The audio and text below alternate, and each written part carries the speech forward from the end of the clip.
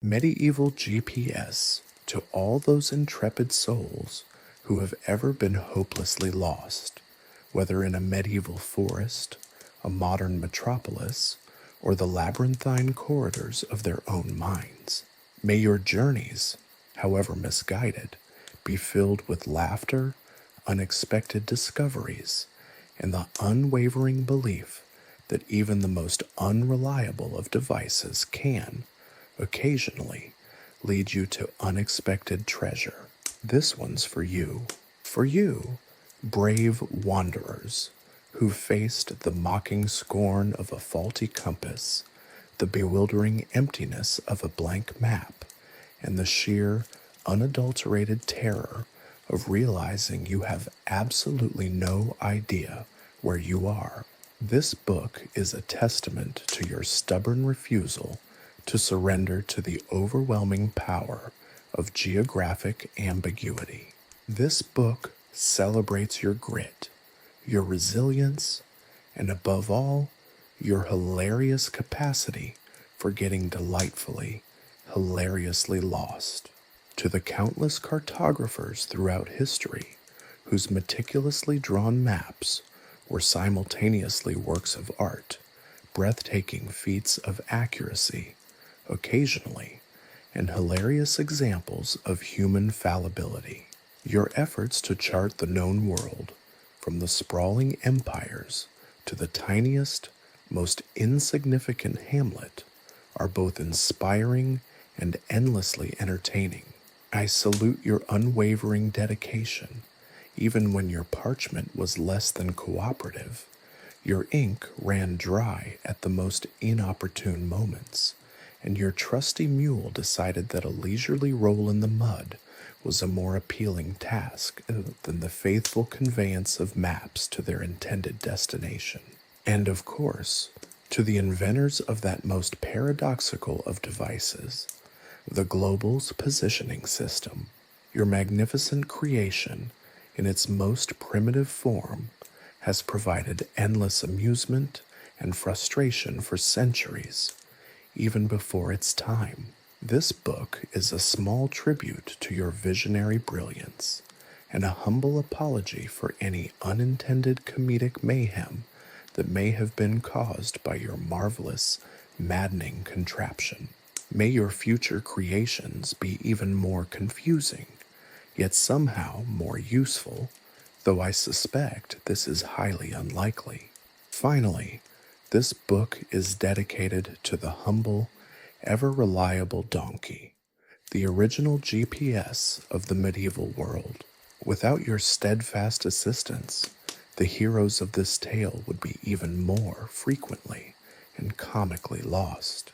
Thank you for your unwavering patience, your remarkably steady gait, and your surprising ability to somehow always find the most delicious and muddiest patches of grass, regardless of the navigational calamities unfolding around you. We owe you a debt far larger than the most lavish of hay piles. Chapter 1. The Unforeseen Gift. The midday sun beat down upon the bustling marketplace of Oakhaven, a cacophony of sounds assaulting the ears, the bleating of sheep, the hawking of wares, the rhythmic clang of a blacksmith's hammer, and the incessant chatter of bartering merchants. Amidst this lively chaos, Sir Reginald Strongforth, a man whose scholarly pretensions far outweighed his actual knowledge, stood proudly before his stall, a collection of rather dusty and underwhelming alchemical concoctions, arranged with meticulous and utterly misplaced precision. Reginald, despite his title, was more accustomed to the quiet life of a village apothecary than the rough and tumble world of a medieval trading center. His attire, a slightly faded velvet doublet, adorned with more patches than original fabric, spoke volumes about his fiscal state. Suddenly, a heavily built wagon, drawn by two sweating oxen, lumbered to a halt before his stall. A grizzled, weather-beaten driver, his face etched with the wisdom of countless journeys. Dismounted with a grunt, he approached Reginald, his eyes twinkling mischievously. "A delivery for Sir Reginald Strongforth," the driver announced, his voice gravelly from years of shouting over wind and rain. He gestured to a large, ornately carved wooden crate secured atop the wagon. It bore strange symbols, unlike any Reginald had ever seen, and was bound with thick iron straps. Intrigued and slightly apprehensive, Reginald cautiously approached the crate. The wood smelled strangely of pine and something else, something metallic and vaguely ozone-like. He carefully unlatched the iron straps, the sound echoing strangely in the crowded marketplace. Inside, nestled amongst layers of straw, lay a device unlike any he had ever encountered. It was rectangular, with a smooth, glass-like surface and a strange, brightly lit rectangle dominating the face. Buttons, small and numerous, lined its sides. A small cord, coiled neatly beside it, suggested some sort of connection. A collective gasp rippled through the nearby onlookers. The device hummed faintly, emitting a low, almost musical thrum. Its strange luminescence captivated the crowd. Whispers of witchcraft and sorcery filled the air. Reginald, despite a prickle of unease, felt a surge of triumph. This, he declared to himself, was clearly a magical artifact, a powerful talisman imbued with otherworldly energies. His reputation as a learned scholar would be secured. He ignored the driver's attempts to explain something about a delivery from the east and a signature required. Such trivialities were irrelevant to a man who now possessed a genuine magical artifact. The crowd pressed closer, their faces a mixture of awe and apprehension. A wizened old woman, clutching a rosary, muttered about demons and unholy inventions. A burly blacksmith, ever practical, eyed the crate with a mixture of curiosity and suspicion, wondering whether he could melt down the metal components. Reginald, ever the showman, cleared his throat, preparing to unleash his scholarly interpretation upon the assembled masses. "Behold," he proclaimed, his voice echoing slightly in the hushed anticipation, "a wondrous device, a gift from a distant realm, imbued with the very essence of arcane power." He patted the smooth, cold surface of the device with a flourish. "Its mysteries, I assure you, will unravel themselves in time." He carefully picked up the device, his fingers brushing against the cold glass. The glowing rectangle on the face flickered, displaying a series of unfamiliar symbols arranged in an organized grid. He poked tentatively at one of the buttons. The screen shifted, displaying what appeared to be a miniature drawing of the marketplace, albeit a rather crude and distorted one. Reginald, however, interpreted it as a mystical map charting the very fabric of reality. He tapped another button. A series of beeps and whistles emerged from the device, followed by a series of spoken words. A strange, almost robotic voice enunciating phrases in a language Reginald hadn't heard before. It seemed like some form of incantation. He looked at the crowd triumphantly. "Yes, yes," he murmured, pretending to understand. "The ancient runes reveal the path to great riches." He pressed another button. The device produced a jarring noise, and a sharp arrow appeared on the screen, pointing sharply upwards, marked with the word "hike." Reginald, mistaking this for a divine instruction, declared to the assembled crowd, "The spirits guide us towards the heights. A sacred pilgrimage awaits." He turned, ignoring the driver's increasingly frantic warnings, and with a dramatic flourish, strode confidently away from the bustling marketplace, his faithful and perpetually irritated squire Thomas trailing miserably behind, clutching a half-eaten sausage roll. Thomas already regretted the morning's hasty decision to follow his master's grandiose pronouncements. He could have been having a perfectly decent breakfast. Their journey began not with a triumphant ascent, but with a rather undignified tumble down a muddy slope. Reginald, convinced that the device was leading him to untold riches, completely missed the ominously unstable ground, causing him to cascade down the hillside in a flurry of limbs and curses. Thomas, having better balance and a less inflated ego, managed to avoid the worst of the fall. As Reginald dusted off his already stained doublet, he glanced at the screen. The arrow still pointed upward, marked with a persistent hike. He sighed. The path of a scholar, he reflected, was fraught with peril and an abundance of mud. The adventure had truly begun. Reginald, brimming with a misplaced confidence, fueled by his erroneous interpretation of the device's instructions, marched onward, his gaze fixed upon the screen. The miniature map, a pixelated mess to modern eyes, was in Reginald's mind a divinely inspired cartography of untold riches. The arrow, stubbornly pointing upwards, was, in his estimation, an unequivocal sign from the heavens, guiding him towards a treasure trove beyond his wildest dreams. Thomas, meanwhile, trailed behind, muttering darkly about the merits of a hearty breakfast and the questionable wisdom of following his master's pronouncements. He'd much rather have been enjoying the aforementioned sausage roll in the comfort of the Oakhaven marketplace. The path, initially a gentle incline, quickly transformed into a treacherous ascent.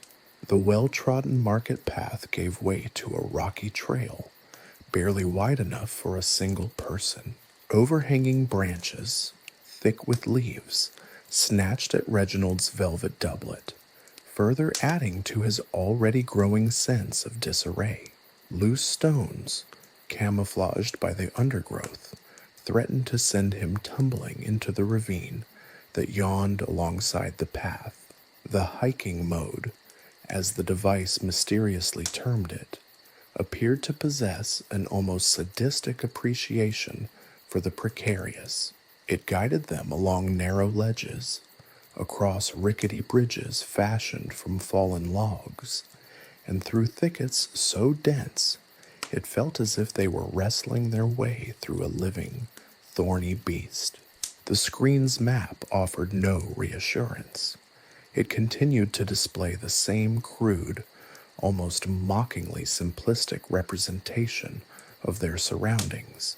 Reginald, ever the optimist, or perhaps the delusional, interpreted every near miss as a test of his faith. Each stumble, each near fall, was presented as a trial to prove his worthiness to receive the mythical treasures promised by the device. Thomas, however, had a more practical view of their situation.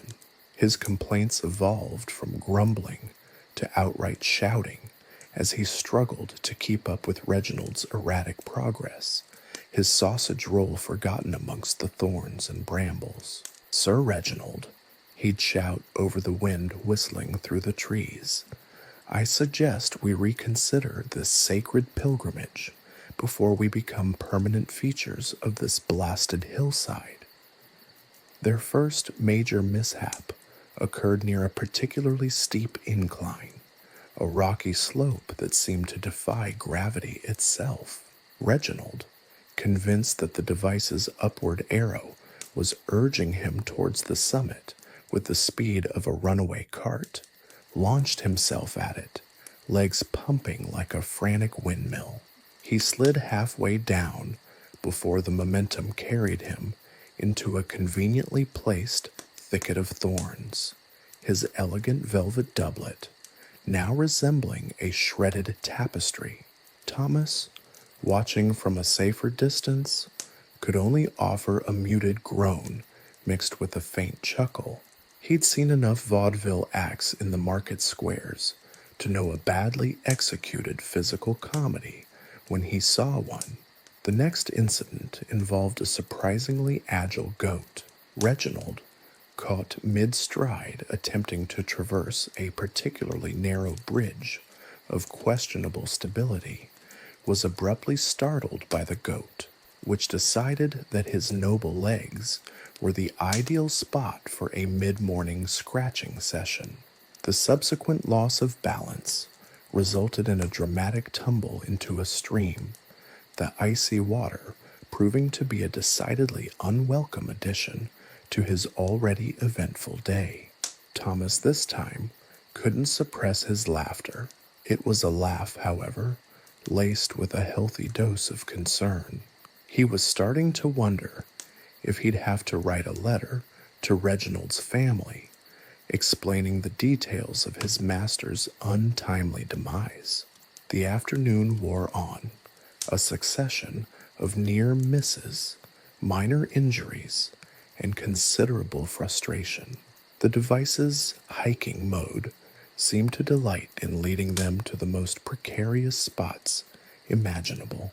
They scaled sheer rock faces, navigated across precarious ravines using nothing more than spindly branches, and forded icy streams, their clothes drenched, their boots filled with mud.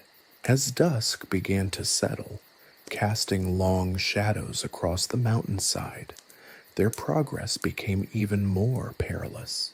Visibility decreased, making the already treacherous path even more challenging.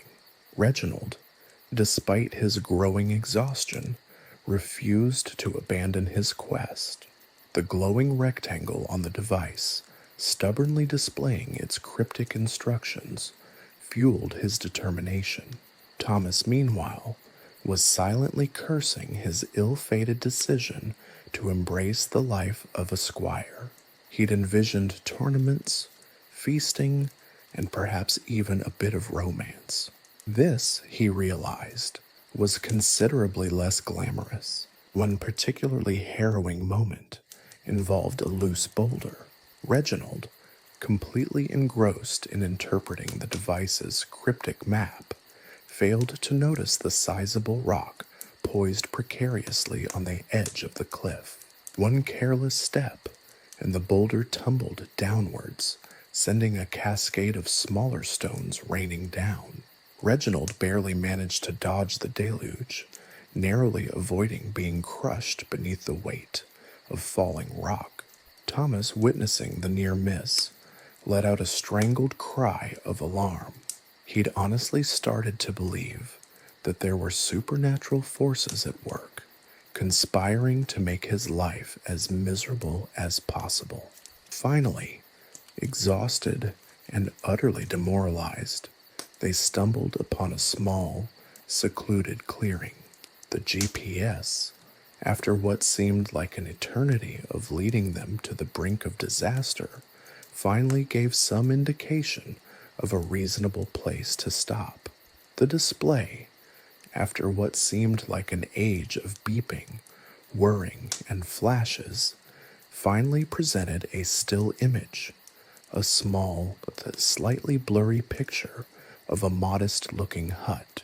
The arrow, for the first time since their ill-fated ascent, pointed directly at the hut. The hut turned out to be a rather rustic dwelling, occupied by a surprisingly friendly old woman who, after hearing their tale of woe, readily offered them food, shelter, and surprisingly potent herbal tea. As they sat by the crackling fire, sipping the warm beverage. Reginald, finally admitting defeat, surveyed his mud-caked and considerably tattered attire. The wondrous magical artifact, far from leading him to unimaginable riches, had nearly led him to an untimely end. He realized that the ancient runes of the device might simply point in the most inconvenient direction at all times. The journey had been an adventure, albeit a far cry from his initial expectations. Even the initially irritating Thomas had to concede that this had been the most exciting chapter in their joint career so far. Perhaps a different setting for the artifact's magic, he mused. Perhaps something less hazardous than a steep cliff face. The GPS's hiking mode was clearly more demanding than anticipated. The adventure had begun in earnest, a lesson in humility and a confirmation that the paths to both riches and survival could be just as perilous in the medieval era. The clearing, though initially a haven of peace, soon revealed a hidden layer of peculiarity. As the crackling fire cast dancing shadows on the walls of the rustic hut, a low hum, almost imperceptible at first, began to permeate the air. It was a sound that seemed to vibrate, not just through the ears, but through the very bones. A low, resonant thrumming that resonated with a strange, almost unsettling power. The old woman, her eyes twinkling with an unnerving mix of wisdom and mischief, simply smiled, a knowing glint in her eyes. "The oracle has awakened," she whispered, her voice raspy but surprisingly strong. "It has chosen you." Reginald, still nursing his bruises and trying to dry his sodden clothes, stared at her with a mixture of bewilderment and alarm. Thomas, meanwhile, had finally managed to salvage a somewhat intact sausage roll from the depths of his bag and was currently engaged in the serious business of consuming it. He barely registered the old woman's pronouncements, his attention entirely focused on the culinary masterpiece he'd managed to save from the ravages of the wilderness. The hum intensified, drawing their attention to the GPS device, now resting on a roughly hewn wooden table near the fire. The screen flickered, displaying a series of seemingly random symbols, a chaotic jumble of lines and squares that resembled nothing so much as abstract modern art. To Reginald, it still looked like a poorly rendered map, but to the old woman and her unexpected company, it was something far more profound. Before either Reginald or Thomas could process what was happening, the clearing was filled with the sound of approaching footsteps. From the shadows of the surrounding woods, figures emerged. Villagers, dressed in simple woolen tunics and rough-spun trousers, their faces etched with a mixture of awe and apprehension. They carried torches, casting a flickering light on their faces, highlighting the intense anticipation in their eyes. The villagers, it turned out, were not mere inhabitants of a remote mountain settlement.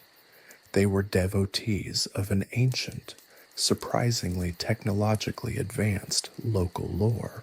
They believed the GPS device to be a divine artifact, a conduit to the gods, and Reginald, its accidental possessor, to be a chosen prophet.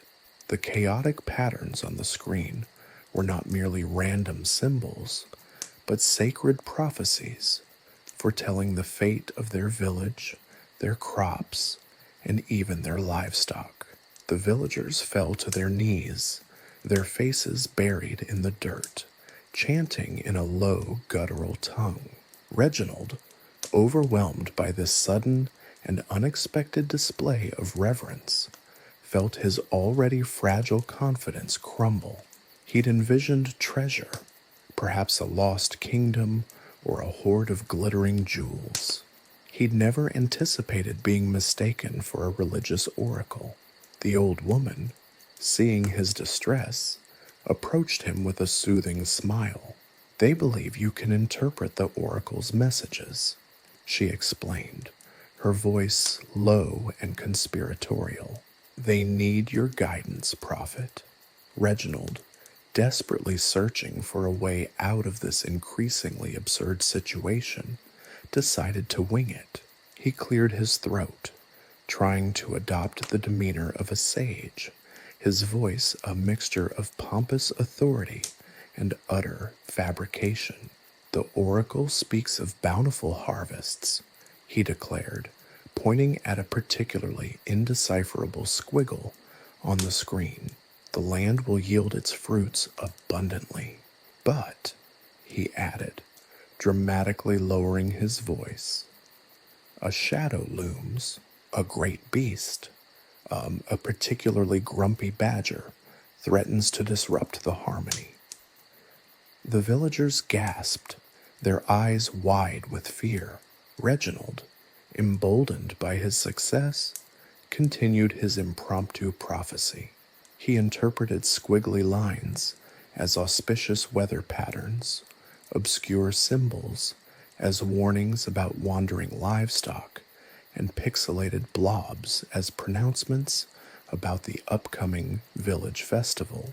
He even managed to weave in a prophecy about the old woman's prize-winning goose, predicting a particularly impressive egg-laying streak. His prophecies, utterly fabricated though they were received with unquestioning faith. The villagers hung on his every word, their expressions alternating between fear and reverence. Reginald, realizing he'd stumbled into a dangerously effective form of performance art, became increasingly creative in his pronouncements. He spoke of celestial alignments that actually indicated a particularly bright star, of divine whispers that were really just the wind rustling through the trees, and of prophetic visions that were nothing more than the result of a particularly potent herbal tea. As the night progressed, the villagers became increasingly reliant on Reginald's pronouncements. They sought his guidance on every aspect of their lives, from the planting of crops to the selection of marriage partners. Reginald, playing his role with increasing confidence and a considerable amount of improvised divination, found himself completely engulfed in this surreal situation, a self-proclaimed prophet in a remote medieval village, his pronouncements based entirely on a malfunctioning piece of anachronistic technology. The architecture of the village was a fascinating blend of rustic charm and surprising ingenuity. The houses, clustered together for warmth and protection, were built of timber and wattle, their roofs thatched with reeds. Chimneys, oddly shaped and seemingly randomly placed, spiraled upwards, belching out plumes of wood smoke that drifted lazily against the twilight sky. The villagers' clothing, though simple, possessed a distinct style. The women wore long woolen skirts, often adorned with intricate embroidery, while the men wore tunics and trousers of similar material, often belted with leather straps. One particularly striking feature of the village was its central gathering space, a large clearing surrounded by a ring of towering oak trees. In the center of this clearing stood a massive stone altar, adorned with carvings of strange symbols that bore a striking resemblance to the ones on the GPS device's screen, further cementing the villagers' belief in the device's divine origin. The entire setting provided a mesmerizing blend of the primitive and the intriguing, making the scene truly unforgettable. The clash between Reginald's modern sensibilities and the villagers' deeply ingrained superstitions continued to fuel the absurd humor of the situation. His attempts to maintain a facade of prophetic authority while desperately battling the urge to burst into laughter provided endless opportunities for comedic scenarios. The villagers, in turn, responded with a touching, albeit slightly misguided devotion, their unwavering faith in the oracle creating a heartwarming, if somewhat illogical, counterpoint to Reginald's increasingly farcical pronouncements. By the time dawn broke, painting the sky in hues of soft pink and orange, Reginald was exhausted but oddly exhilarated. He had somehow managed to navigate a treacherous journey, a near-death experience, and a complete cultural misunderstanding, and still emerge as a revered figure. The GPS device, originally a source of frustration and near disaster, had transformed into a bizarre instrument of power. He knew this strange encounter would provide many tales to be told for years to come. Tales of the oracle who spoke of grumpy badgers and the miraculous egg-laying abilities of a certain goose. He just hoped that his interpretations of the oracle didn't accidentally trigger any unforeseen and truly disastrous events in the near future. The hiking mode was already a nightmare enough, without adding prophecy to the equation. As for Thomas, he just hoped to find a decent breakfast somewhere amidst all of this. He was starting to think that his sausage roll earlier in the day had been a rather rare moment of culinary comfort in an incredibly strange week. Just as Reginald was contemplating the long-term implications of his self-proclaimed prophetic career and wondering if he could convincingly predict the next village bake-off winner, a rustling in the undergrowth startled him. Emerging from the trees were not more villagers, but a small group of individuals dressed in surprisingly neat attire, a stark contrast to the rough-spun clothing of the locals. These were no ordinary peasants. They were scholars, their faces etched with the marks of intellectual curiosity rather than the weariness of farm labor. One, a stout man with a perpetually perplexed frown, carried a large, leather-bound book that looked impossibly heavy. Another, a wiry woman with sharp eyes and an even sharper wit, balanced a complex array of brass instruments, their intricate mechanisms glinting in the morning sun. And then there was the cartographer, a tall, lean man with a flowing beard that seemed to contain half the forest's leaves and twigs, clutching a rolled-up map so large it looked like a small tapestry. He eyed the GPS device with a mixture of suspicion and fascination, his eyebrows practically knitted into a single, continuous line. They introduced themselves formally, their speech laced with the refined accents of the educated elite. The stout man, they explained, was a theologian, deeply interested in the obscure symbols of ancient religions, and even more intrigued by the oracle, as the villagers had christened the GPS device. The woman, a skilled astronomer, was captivated by its internal mechanisms, completely convinced that it held the secrets of the cosmos. Thomas, ever the pragmatist, immediately gravitated toward her, attempting to engage her in a discussion of celestial navigation, an area where he was, to put it mildly, totally out of his depth. But it was the cartographer, whose name was Elias, who held the key to potentially unraveling the mystery, or at least the cartographic errors, of the device. He approached Reginald with a skepticism that was both endearing and frustrating. Elias had spent years meticulously charting the kingdom's territories, painstakingly documenting every river, forest, and mountain range, only to find his maps consistently contradicted by local folklore and wandering travelers' tales. The GPS device, with its seemingly random display of lines and squiggles, seemed to offer a whole new level of geographical confusion.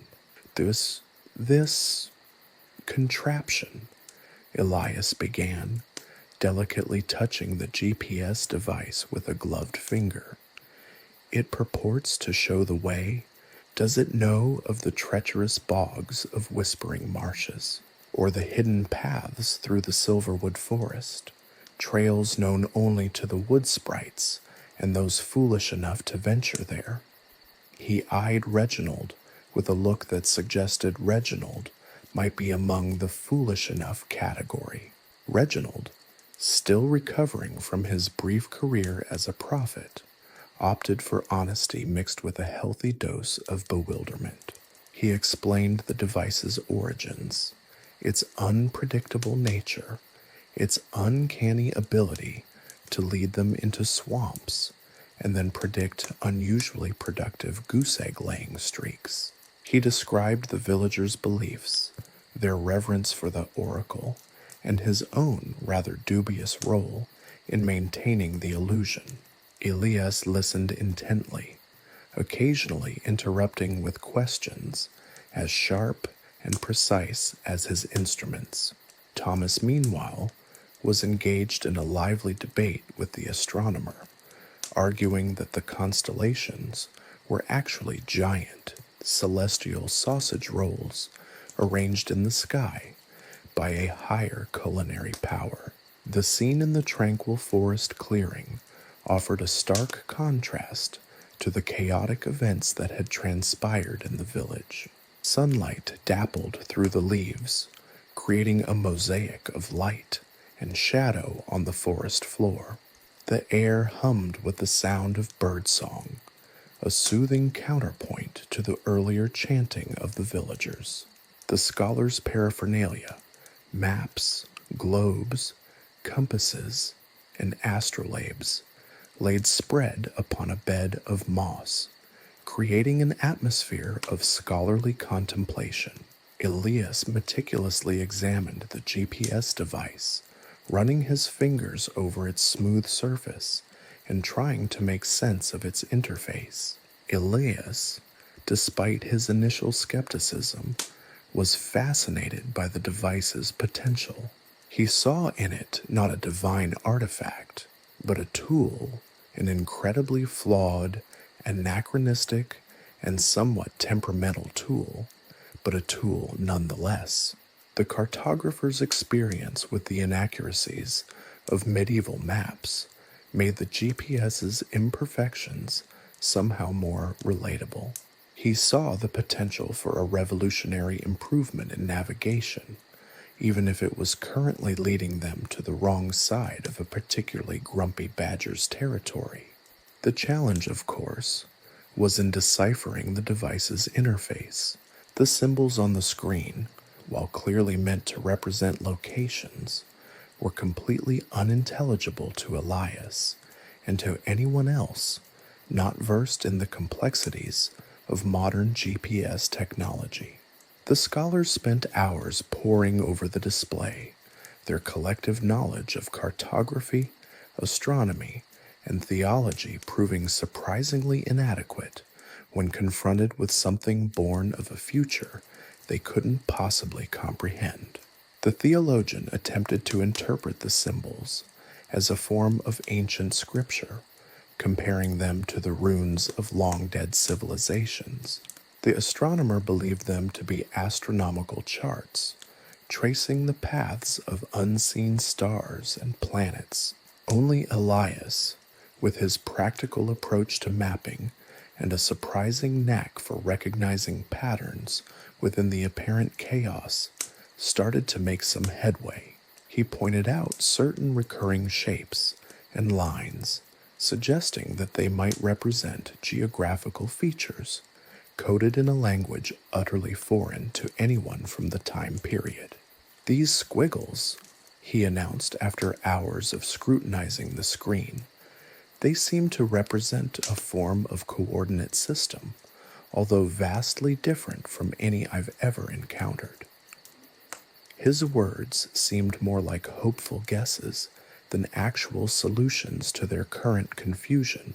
However, Thomas, meanwhile, had managed to convince the astronomer that his sausage roll theory was, in fact, a scientifically sound hypothesis, pending more observation of the celestial sausage roll phenomenon and perhaps further culinary investigation. As the sun began to set, casting long shadows across the forest clearing, Elias announced a breakthrough. He had managed to partially decipher the GPS's coordinate system, albeit with a series of highly speculative assumptions and a dash of creative interpretation. He produced a makeshift chart, drawing upon his existing knowledge of the region and incorporating the device's data. The resulting map was a bizarre amalgamation of traditional cartography and a futuristic coordinate system, a peculiar blend of the medieval and the modern. The new map, despite its eccentricities, proved surprisingly accurate. It did, however, still have its inaccuracies. It suggested a shortcut through the whispering marshes, which Elias warned them was only feasible if they possessed boots made from the hide of a particularly stubborn dragon. They chose to forego this particular route. The next leg of their journey promised to be far less chaotic, albeit still brimming with potential for hilarious, unintended detours, thanks to the still enigmatic GPS device and the unpredictable nature of medieval travel. Even the scholars, with all their knowledge and experience, were now realizing that even the most sophisticated technology was no match for the capricious nature of the world and their own comedic interpretations of it. The journey, it seemed, was far from over. Their initial attempts to reconcile the GPS's data with their existing maps resembled a particularly chaotic game of cartographic Jenga. Elias, ever the pragmatist, spread his meticulously crafted map of the region across the moss, its delicate lines representing years of painstaking surveying.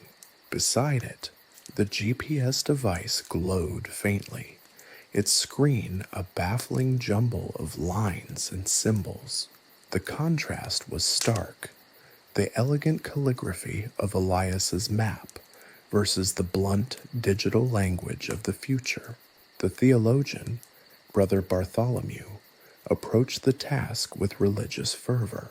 He saw in the GPS's cryptic symbols echoes of ancient prophecies, interpreting the squiggles as celestial pronouncements and the lines as divine pathways.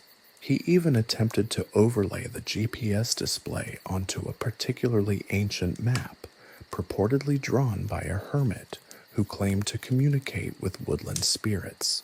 The result was a dizzying tapestry of swirling lines, overlapping symbols, and a severe headache for everyone involved. "By the beard of St. Cuthbert," he exclaimed, pointing to a particularly convoluted intersection of lines on the combined map. "This clearly indicates the location of the lost Ark of the Covenant, or perhaps a particularly delicious plum tart. It's hard to say with this level of divine ambiguity." His pronouncements were met with polite nods from Elias and the astronomer, along with a slight twitch in Thomas's eye, who was still deeply engrossed in his celestial sausage roll calculations. The astronomer, Sister Agnes, brought her own unique perspective to the puzzle. To her, the GPS's coordinates were not geographical, but celestial, She meticulously compared the GPS display to the positions of the stars, convinced that the device was secretly charting the movements of planets unknown to medieval astronomers. This led to a protracted debate with Thomas about the relative merits of different types of celestial pastries, which threatened to derail the entire mapping exercise until Elias intervened. Sister Agnes, he interrupted politely, while the idea that the cosmos is composed entirely of celestial baked goods is certainly creative, I believe our immediate priorities lie in avoiding accidentally wandering into a swamp. Again, their approach was methodical, if somewhat unconventional. They compared known landmarks, rivers, mountains, villages, to their GPS counterparts. The discrepancies were striking. The whispering marshes, depicted on Elias's map as a sprawling, treacherous bog, was reduced on the GPS screen to a rather insignificant blip. Conversely, a seemingly innocuous patch of woodland was marked on the GPS as a major geographical feature, labeled by the device, inexplicably, as Area 51. This, unsurprisingly, added another layer of confusion to their already complicated cartographic situation. Area 51? Questioned Brother Bartholomew. Is that perhaps a reference to the number of loaves of bread required for a successful village feast? Or perhaps 51 varieties of locally grown herbs? The possibilities are truly limitless. Elias spent hours painstakingly comparing the two maps, marking discrepancies, and trying to decipher the cryptic symbols on the GPS screen. He noticed recurring patterns, lines that seemed to correspond to rivers, clusters of symbols that perhaps denoted villages. The challenge wasn't simply in understanding the GPS's language, but also in reconciling its information with the established geographical knowledge of the time, which was, to put it mildly, rather imprecise. Medieval maps were famously inaccurate, a delightful blend of artistic license and sheer guesswork. Elias's own map, despite his meticulous work, contained a healthy dose of creative interpretation. Mountains were sometimes slightly misplaced, rivers frequently meandered in unexpected directions, and the occasional dragon lair tended to appear and disappear depending on the current level of local gossip. The GPS, in its own idiosyncratic way, only amplified these existing inaccuracies. Thomas, having exhausted the possibilities of celestial sausage rolls, ventured into the mapping project. His initial contribution involved attempting to create a three-dimensional model of the region using gingerbread men and licorice whips, a project which ended prematurely with a gingerbread man-related stampede. However, his unexpected contributions proved surprisingly helpful, as his somewhat unusual thought patterns eventually assisted in interpreting a few previously unreadable coordinates. Their work progressed slowly, with numerous false starts, heated debates, and several near misses with particularly aggressive badgers. Brother Bartholomew's attempts to translate the GPS's coordinates into ancient Sumerian proved futile, but his enthusiastic pronouncements did add a certain flair to their proceedings. Sister Agnes's celestial sausage roll theory was gradually replaced by a compelling, though still speculative, hypothesis that the GPS was using a system based on the alignment of particularly plump clouds. As days bled into nights, they painstakingly built a revised map. It was a truly remarkable document, a testament to the clash between medieval cartography and the bizarre logic of a misplaced GPS device. Mountains were marked with both their traditional names and their GPS coordinates. Rivers flowed both according to established knowledge and the erratic suggestions of the technology. Villages were often in the wrong places, and there were a disturbing number of mysterious, unidentifiable locations labeled simply as unexpected encounters and possible badger uprising.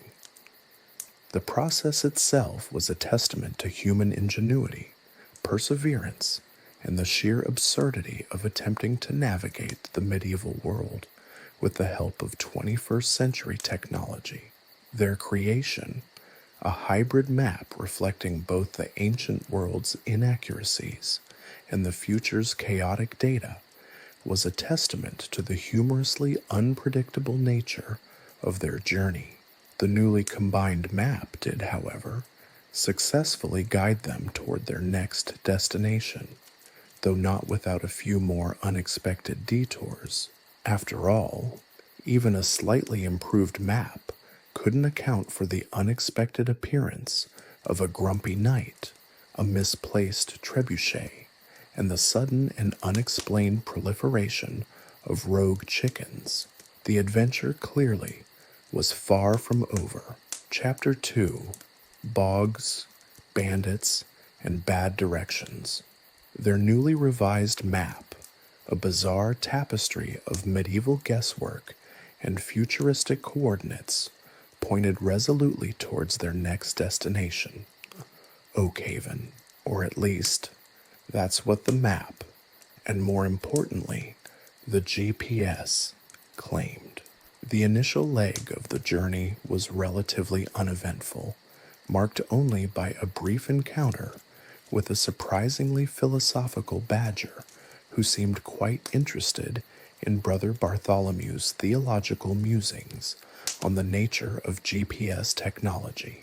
This philosophical interlude, however, ended abruptly when the badger, seemingly unsatisfied with Bartholomew's explanation, took a swipe at his satchel, narrowly missing a particularly prized volume of illuminated manuscripts. Then came the bog, the GPS, with the cheerful beeping of a particularly optimistic alarm clock, announced, "You have arrived at your destination." The travelers, however, found themselves standing at the edge of a vast, undulating expanse of mud and mire, a landscape less akin to Oakhaven and more resembling a primordial soup. The air hung heavy with the stench of decaying vegetation and something vaguely resembling sulphurous eggs, a fragrance that Brother Bartholomew, ever the optimist, declared to be a uniquely earthy aroma, indicative of divine providence. Sister Agnes, however, subtly shifted upwind, her expression suggesting a less charitable interpretation. The bog itself was a symphony of unpleasant sounds.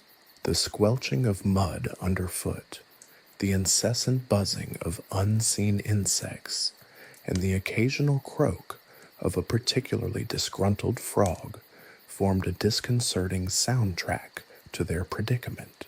Visually, the bog was a monotonous expanse of varying shades of brown and green, punctuated by occasional tufts of resilient reeds and the occasional alarmingly large leech. Elias, ever the pragmatic leader, consulted the GPS. "It says we're here," he announced, pointing to the screen, which stubbornly displayed a cheerful, albeit slightly inaccurate representation of a quaint village complete with a charming windmill.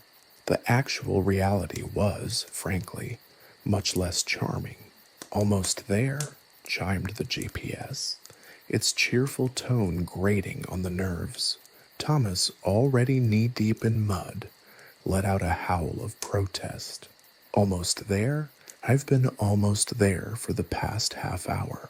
My boots are ruined, and I believe a particularly aggressive leech has made off with a sizable portion of my left sock. His complaints, however, were punctuated by the surprisingly rhythmic squelching of his boots, a macabre tap dance in the mire, the sheer absurdity of the situation, a learned astronomer complaining about mud-caked footwear in a medieval bog, while a supposedly advanced technological device failed spectacularly, provided a surprisingly effective antidote to the overall gloom. Brother Bartholomew, ever the spiritual guide, attempted to find a silver lining in their predicament. Perhaps this bog is a trial, a test of our faith, he exclaimed, sinking slightly deeper into the mud with each enthusiastic pronouncement. A crucible in which our spirits are refined. His words, however, were somewhat undermined by his increasingly desperate attempts to extricate himself from a particularly tenacious patch of quicksand. He concluded his theological observations with a muffled cry of, "Blast these leeches." Sister Agnes, with her usual scientific pragmatism, began to meticulously analyze the bog's ecosystem. She carefully collected samples of mud, cataloging the various species of leech with a surprising level of enthusiasm. "Remarkable diversity," she murmured, completely unfazed by the wriggling mass clinging to her boots. Her scientific detachment, combined with the sheer absurdity of the situation, added a layer of surreal humor to the overall predicament. Progress through the bog was agonizingly slow. Every step was a gamble, a precarious negotiation with the treacherous mud. The GPS, meanwhile, continued its relentlessly cheerful pronouncements of imminent arrival.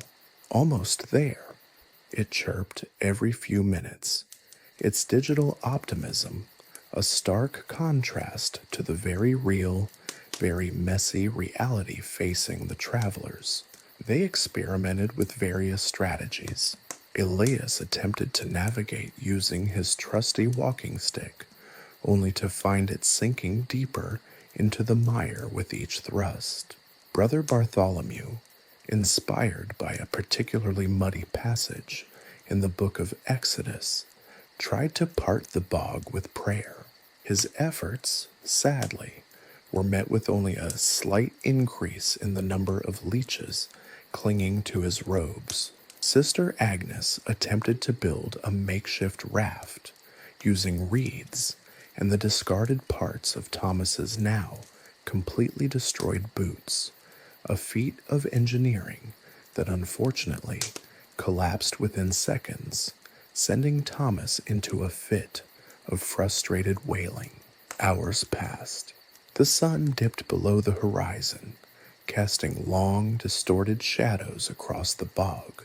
The darkness amplified the sounds of the night, creating a truly unnerving atmosphere. The travelers were exhausted, covered in mud, and progressively losing hope. The GPS, however, remained resolutely optimistic, its "almost there" announcements growing increasingly monotonous and irritating. As despair threatened to overcome them, a glimmer of light appeared on the horizon, a faint, flickering light emanating from what appeared to be a small hut nestled amongst the reeds, a beacon of hope in the otherwise hopeless expanse of mud and mire. Perhaps, just perhaps, their ordeal was finally coming to an end. But before they could hope to reach the supposed haven, a chorus of croaks from the nearby bog erupted as if celebrating the approaching travelers. Their long journey was far from over, and even a faulty GPS couldn't account for the mysteries of a medieval bog. The group continued to trudge onwards, hoping for an end to the treacherous path before them. The faint light beckoned, promising shelter and rest, but the uncertainty of the bog still hung heavy in the air, reminding them that the adventure was only just beginning. The flickering light, a fragile promise in the encroaching darkness, led them not to a haven of rest, but to a different kind of peril entirely. The hut, barely visible through the swaying reeds, turned out to be little more than a ramshackle shelter, and the welcoming glow emanated not from a hearth fire, but from a surprisingly large number of torches illuminating a gathering of decidedly unsavory characters. These were not the welcoming villagers of Oakhaven. These were bandits, a motley crew of rough-looking individuals, their faces obscured by shadows and grime, their attire a testament to a life lived outside the bounds of societal norms.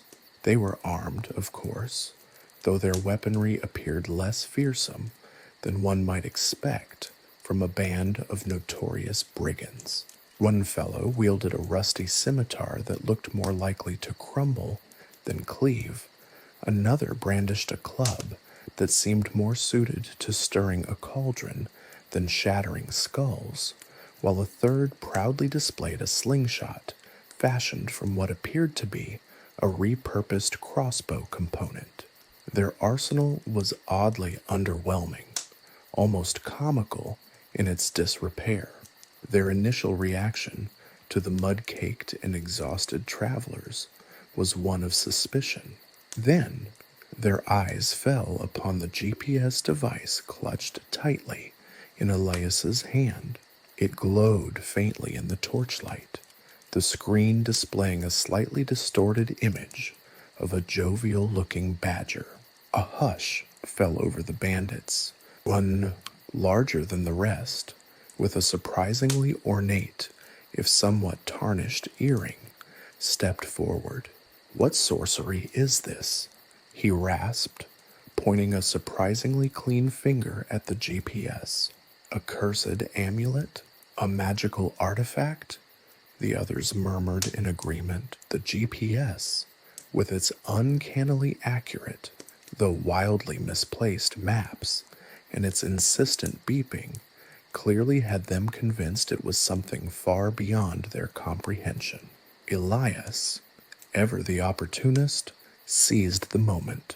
He cleared his throat, carefully avoiding any mention of its actual functionality, and adopted a grave tone. "This," he began, gesturing dramatically to the device, "is a relic of immense power bestowed upon us by the mystical order of the Wandering Stars." The bandits exchanged awestruck glances. The leader, intrigued, approached cautiously. "The Order of the Wandering Stars?" he whispered, eyes wide with wonder. "They say their magic can bend the very fabric of reality."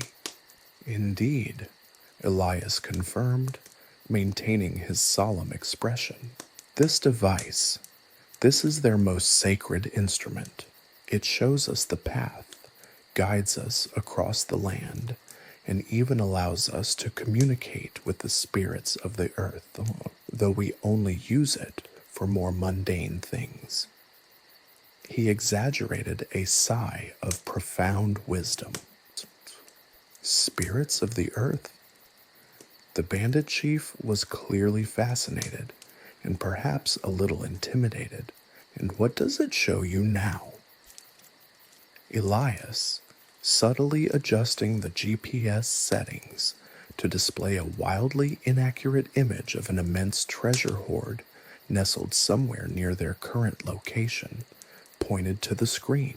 "It leads us to a great and wondrous discovery, a treasure beyond your wildest dreams." The revelation sparked a heated debate among the bandits. One suggested outright theft, another proposed a cautious approach, and still another, a scrawny fellow with an impressive collection of warts, began to speculate on the spiritual significance of the badger image on the screen. Reginald, quietly observing from the sidelines, saw an opportunity. He stepped forward, holding up a small, intricately carved wooden box containing a collection of surprisingly shiny pebbles he'd collected earlier that day. "We would offer you this," he said, his voice calm and controlled, "a token of our esteem. In exchange, you might permit us to pass unharmed. Consider it a small offering to the spirits that guide our journey." The leader eyed the pebbles with suspicion. They were not real jewels, but the light and the angle made them glisten in a manner that was undeniably alluring. Are they magical?" he asked, his voice laced with uncertainty. "These pebbles," Reginald explained with a flourish, "are imbued with the energies of the wandering stars. They possess the power to grant wishes, but only to those who are worthy." He winked conspiratorially. "And we would far rather share the power with you than risk the wrath of the spirits who guard the treasure. You'll find the spirits far more amenable than our little magical device." After a tense moment of deliberation, the bandits, swayed by the shimmering pebbles and the vaguely ominous threat of spirits, agreed to let the travelers pass, albeit with a significant amount of grumbling. They were left with the impression that they had made an exceptionally astute bargain, acquiring what they perceived to be magical stones in exchange for an unknown, potentially more dangerous artifact. Reginald and the rest watched the bandits retreat with a mixture of relief and amusement. Their ordeal in the bog had been challenging, but this near miss with the bandits proved that navigating the social landscape of medieval times could be just as perilous as navigating its treacherous terrain. As they left the bandits' camp behind, the setting sun cast long shadows across the forest floor, painting the scene in shades of orange and purple.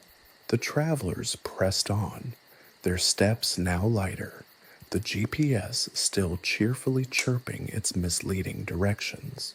The night was cool and quiet, a stark contrast to the chaos they had just escaped, though the memory of the encounter served as a poignant reminder of the unpredictable nature of their journey. The forest, once a place of fear, now felt less threatening, its darkness punctuated by the faint glimmer of starlight and the reassuring presence of their newfound camaraderie. They knew the journey to Oakhaven would be filled with challenges, but after their brush with the bandits and their surprisingly effective use of misdirection, they faced the future with a newfound confidence and a healthy dose of humorous resignation. The next obstacle, they knew, awaited just around the bend, concealed perhaps in another unexpected adventure or even another unexpected bog. Their escape from the bandits left them feeling strangely exhilarated, a bizarre cocktail of relief and amusement. The GPS, however, remained stubbornly unhelpful. Their goal, the renowned monastery of St. Cuthbert, a beacon of learning rumored to possess ancient texts, and perhaps more importantly, a well-stocked cellar. According to the device, it was a mere 5-hour hike. 5 hours, according to a device that had previously guided them into a bog inhabited by grumpy bandits with questionable weaponry. Trust was, to put it mildly, in short supply. Elias, ever the optimist, or perhaps just ever the foolhardy, tapped the screen, attempting to bring up the monastery's location. The device beeped, whirred, and then displayed a message. Proceed to the Abbey of the Holy Grumbling Badger via the Whispering Willows and the Mire of Misunderstanding. Reginald, their resident scholar, squinted at the screen. Grumbling badger, whispering willows. Is this some sort of coded message? A riddle? I rather think it's just bad translation, countered Agnes, the group's surprisingly pragmatic blacksmith. She'd spent several days previously trying to repair a particularly recalcitrant horseshoe using the GPS's built-in LED flashlight as a makeshift forge. The results were mixed. The problem, it turned out, lay in the GPS's language settings. Somewhere along their journey, the device had inexplicably shifted from perfectly understandable, though geographically inaccurate, modern English to a medieval dialect that even Reginald, fluent in several archaic tongues, struggled to decipher. Ruth's mire of misunderstanding, for instance, seemed less like a geographical landmark and more like a poetic description of their current predicament. The journey that followed was a masterclass in comedic misinterpretation. Whispering Willows, according to the GPS, turned out to be a particularly dense thicket of thorns that resembled a grumpy, overgrown shrubbery more than anything resembling a willow tree. Their attempts to navigate it led to a series of increasingly tangled and frustrating encounters with thorny branches and equally thorny comments from Agnes, whose favorite pastime seemed to be finding increasingly creative ways to incorporate blacksmithing metaphors into her complaints. Following the cryptic instructions of the GPS, they encountered a series of landmarks that bore little resemblance to their descriptions on the screen. A crooked spire turned out to be a slightly askew haystack, a crystal spring, a muddy puddle inhabited by unusually aggressive tadpoles, and a shepherd's rest was in reality a crumbling stone ruin apparently favored by a family of particularly noisy badgers. Each misinterpreted landmark added to the escalating levels of frustration and amusement within the group. Their attempts to communicate with locals for directions only led to further complications, as few villagers had ever heard of the Abbey of the Holy Grumbling Badger. The translation problems extended beyond simply identifying locations. The GPS's directions often seemed to possess a peculiar sense of medieval humor, only discernible to the technologically gifted or hopelessly naive. For example, instructions such as proceed forth past the yawning chasm of despair toward the shimmering beacon of hope, translated from the device's medieval-tinged English, proved to be surprisingly literal. The yawning chasm of despair turned out to be a rather ordinary ditch, albeit one particularly difficult to cross in their current state of muddy disrepair. The shimmering beacon of hope, however, was a flock of particularly shiny sheep. Elias, valiantly attempting to make sense of the situation, spent several frustrating hours consulting old monastic chronicles, comparing the device's archaic words to the descriptions of the monastery of St. Cuthbert within those texts. His efforts were rewarded only with a headache and more confusing translations. Phrases like, "the abbey where the abbot's beard doth reach the heavens," led to a series of futile searches for monasteries with unusually hirsute abbots. Reginald, meanwhile, began to suspect that the GPS had some sort of vendetta against them, deliberately obfuscating the way with deliberately inaccurate medieval English descriptions. He conjured up scenarios involving vengeful digital spirits and a mischievous algorithm with a penchant for historical puns. After what felt like an eternity, and several near-death experiences involving angry swans, and that even angrier farmers, they stumbled upon it, the monastery of St. Cuthbert. It was magnificent. The monastery was a sight to behold. Built of weathered stone, it stood as a testament to the craftsmanship of centuries past. Its soaring arches, intricate carvings, and stained glass windows depicted scenes from biblical tales, bathed in the warm glow of the setting sun. A sense of awe washed over the travelers, momentarily eclipsing their frustration with the unreliable GPS. The sheer grandeur of the building seemed to dwarf even their accumulated misery from their misguided journey. It stood in stark contrast to the mud, the bogs, the bandits, and the baffling translations of the ancient future technology in their possession. It was a sight worth the journey, even if that journey had been more akin to a chaotic comedy than a direct route. As they entered the monastery gates, the GPS beeped triumphantly, announcing their arrival at the Abbey of the Holy Grumbling Badger. The device apparently used this title as its own idiosyncratic equivalent to St. Cuthbert's monastery. They exchanged weary but happy smiles. The journey had been far from straightforward, a testament to the humorous challenges of combining cutting-edge technology with the unpredictable realities of medieval travel. Inside, the scholarly monks were less than amused by their muddy arrival and the GPS's odd naming conventions.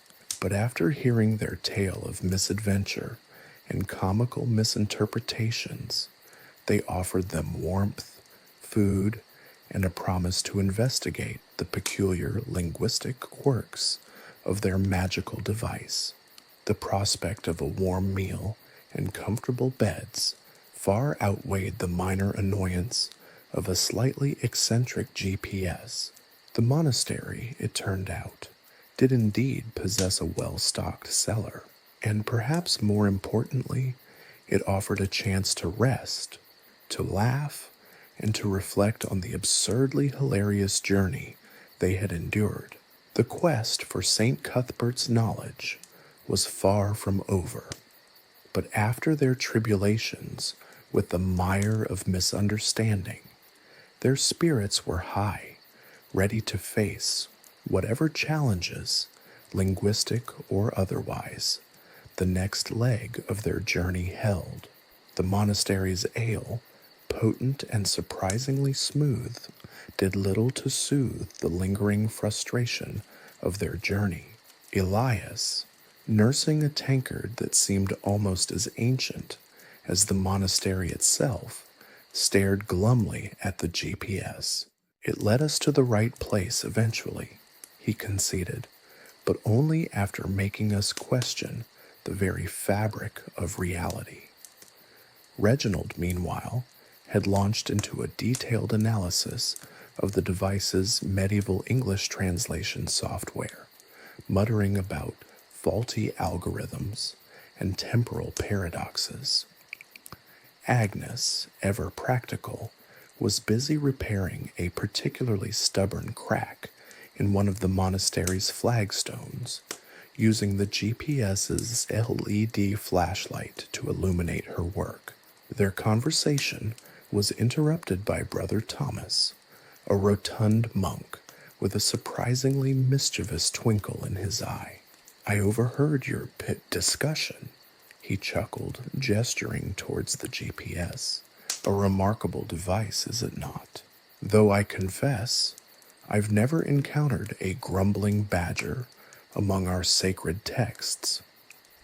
He then led them through winding corridors and past chambers filled with ancient manuscripts, the air thick with the scent of parchment and incense. He paused before a heavy oak door, its surface intricately carved with scenes from the life of Saint Cuthbert. "This," he announced with a flourish, leads to the monastery's herbarium. We cultivate rare medicinal plants here, some of which are believed to have potent, even magical properties. The herbarium was a revelation. It wasn't simply a collection of plants. It was a lush, vibrant garden enclosed within the monastery walls. Sunlight streamed through stained glass windows, illuminating an array of exotic flora, their colors breathtaking in their diversity. Plants with names that sounded like spells, Solanum dulcamara, Atropa belladonna, Digitalis purpurea, thrived under the monk's expert care. The air hummed with the quiet buzz of bees, the gentle rustling of leaves, a symphony of life in stark contrast to the harsh realities of their recent journey. Brother Thomas, clearly proud of his charge, pointed out various plants, explaining their properties and uses. He even demonstrated the use of several, grinding powders and concocting tinctures with a practiced ease that suggested centuries of accumulated knowledge. As they explored further, the GPS beeped. A new message, written in its peculiar medieval English, appeared on the screen. Unexpected detour. Proceed toward the Valley of Whispering Stones via the path of unexpected fortune. Reginald scoffed. Another cryptic message? Is this device sentient? Is it mocking us? Elias, however, felt a strange sense of anticipation. The phrase, path of unexpected fortune, held a certain allure. Agnes, ever the pragmatist, shrugged. What have we got to lose? We're already lost, aren't we? Following the GPS's instructions, they left the monastery, venturing beyond the well-trodden paths and into the surrounding wilderness. The path, however, was far from treacherous. The GPS, for once, seemed to be on the right track. The trail led them through a sun-dappled forest, where birdsong filled the air and butterflies danced among the wildflowers. The sense of unease they felt while traversing the bogs and dodging bandits was replaced with a quiet wonder. The Valley of Whispering Stones, as the GPS had termed it, was unlike anything they had ever seen. It was a hidden valley, nestled deep within the mountains, completely secluded and undiscovered by the maps in their possession. Towering cliffs, formed from strangely smooth gray stone, curved around a verdant valley floor, creating a natural amphitheater. The stones, indeed, seemed to whisper, a faint, rustling sound generated by the wind weaving its way between the immense rock formations. The valley floor was a riot of color and life. Rare, shimmering flowers bloomed in profusion, their petals exhibiting an almost iridescent quality. Strange, crystalline structures jutted from the earth, pulsating with a gentle inner light. The air itself seemed to vibrate with an almost palpable energy. Reginald, momentarily speechless, began to meticulously document the valley's flora and geological formations. He recognized several of the plants as incredibly rare medicinal herbs, far surpassing anything he had ever encountered in his extensive studies. Elias, ever the opportunist, noticed veins of unusual ore running through the crystalline structures, their color unlike anything he'd ever seen. These weren't simply decorative, they seemed to possess a high metallic content. Agnes, her eyes shining with excitement, saw in these minerals new and exciting opportunities to experiment with. The valley was a treasure trove of both medicinal herbs and precious minerals, a discovery of immense potential value. This hidden place held rare plants whose medicinal properties were far more potent than anything they'd encountered in the monastery's herbarium.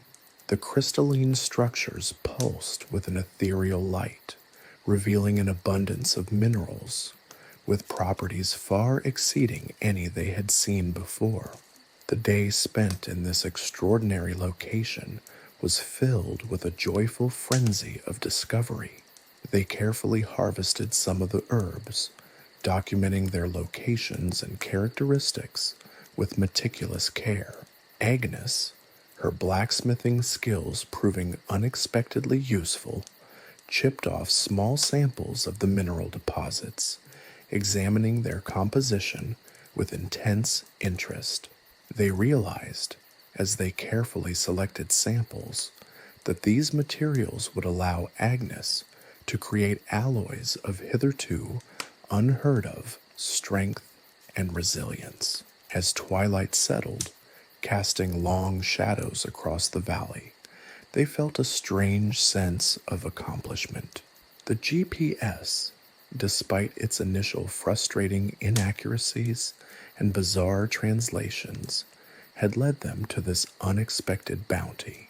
It had not only guided them to their destination, but also opened up a path to a place wholly unknown, a secret pocket of nature brimming with incredible potential. The journey back to the monastery was undertaken with renewed vigor and a shared sense of awe. The GPS, once a source of endless frustration, now held a new significance. It was still flawed, still prone to peculiar misinterpretations, but it also possessed a surprising capacity for serendipitous discovery.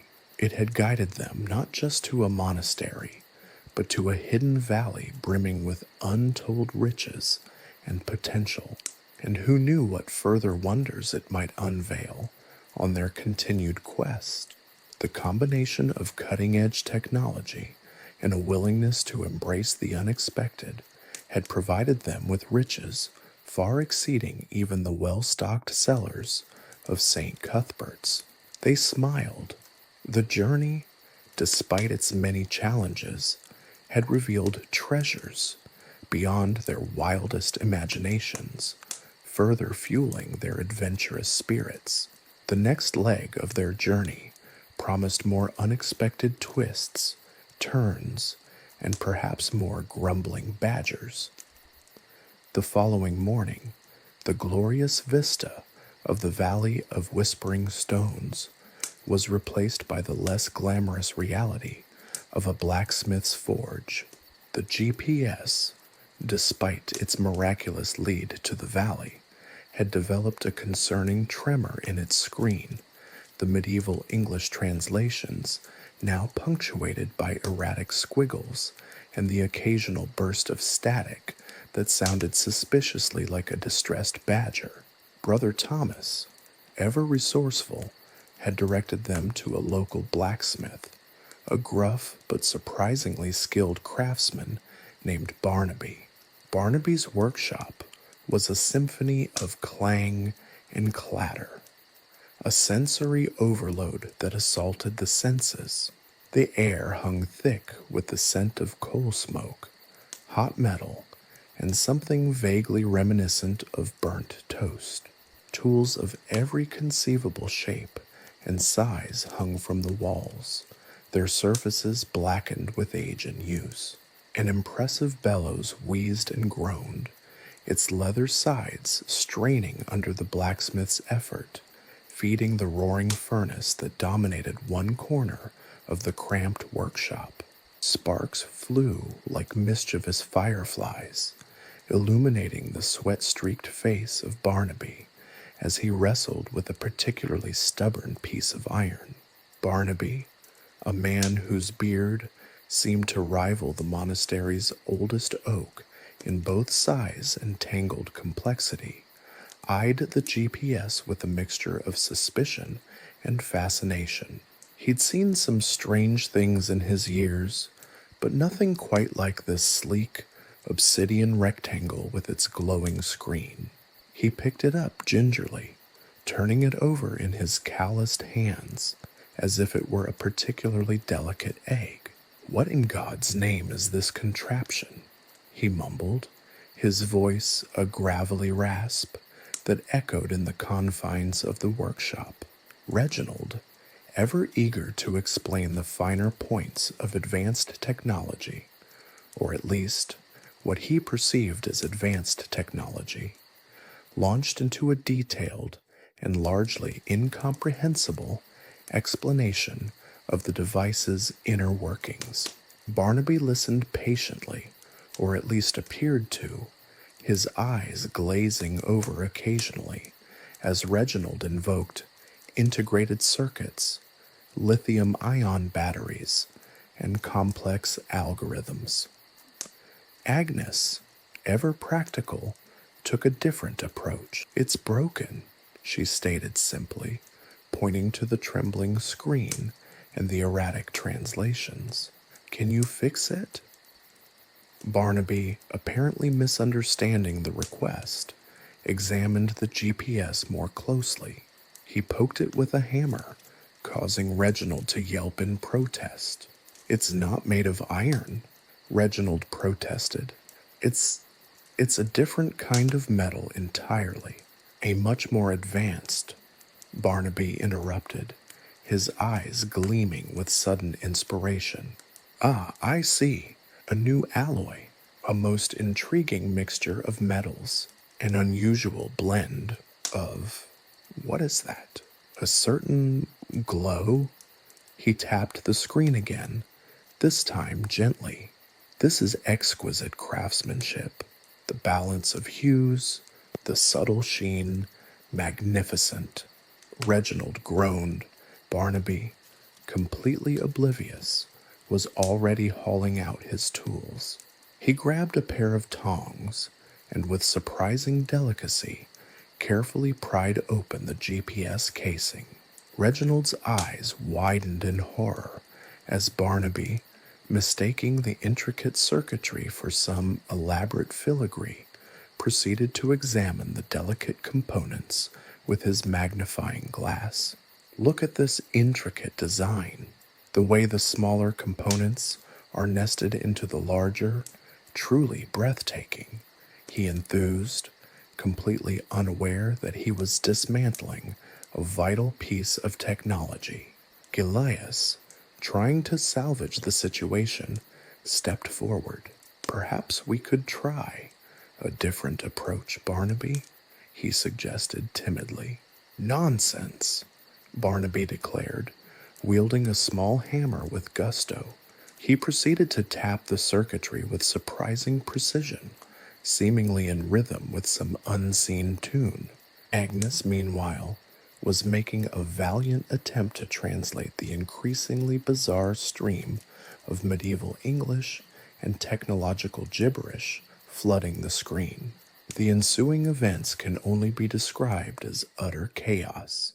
Barnaby, convinced he was working on a magnificent piece of artistic metalwork, treated the delicate GPS parts like a fine silver brooch, using his hammer and tools with surprising precision but disastrous results. Sparks showered as small components were dislodged. Reginald's increasingly frantic pleas to stop were drowned out by the rhythmic clang of Barnaby's hammer and his own excited pronouncements of the GPS's unparalleled artistry. Elias attempted to intervene, suggesting that perhaps they could consult a more modern text on advanced technology, perhaps an ancient scroll detailing the functions of sophisticated instruments.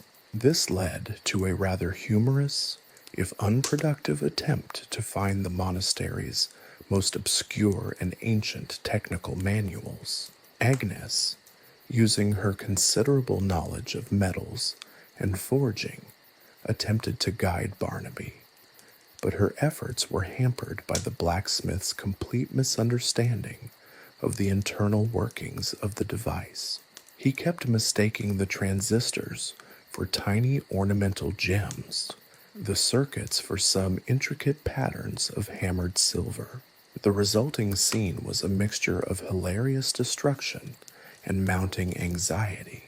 The GPS, once a source of frustration, was now rapidly transforming into a pile of unrecognizable components, the result of a strange collision between medieval blacksmithing techniques and 21st century technology. Finally, after what seemed like an eternity of clanging, hammering, and sputtering static, Barnaby stepped back, beaming with self-satisfaction. He held up a mangled piece of what was once the GPS's screen, its surface now sporting a rather impressive assortment of dents, scratches, and burn marks. "There you have it," he announced proudly, "a true masterpiece. I've added a touch of my own style, made it more rustic, more medieval." Reginald, Elias, and Agnes stared at him in stunned silence. The GPS, they felt, was probably beyond repair. Yet, in the midst of the wreckage, a faint glimmer of hope appeared on the screen.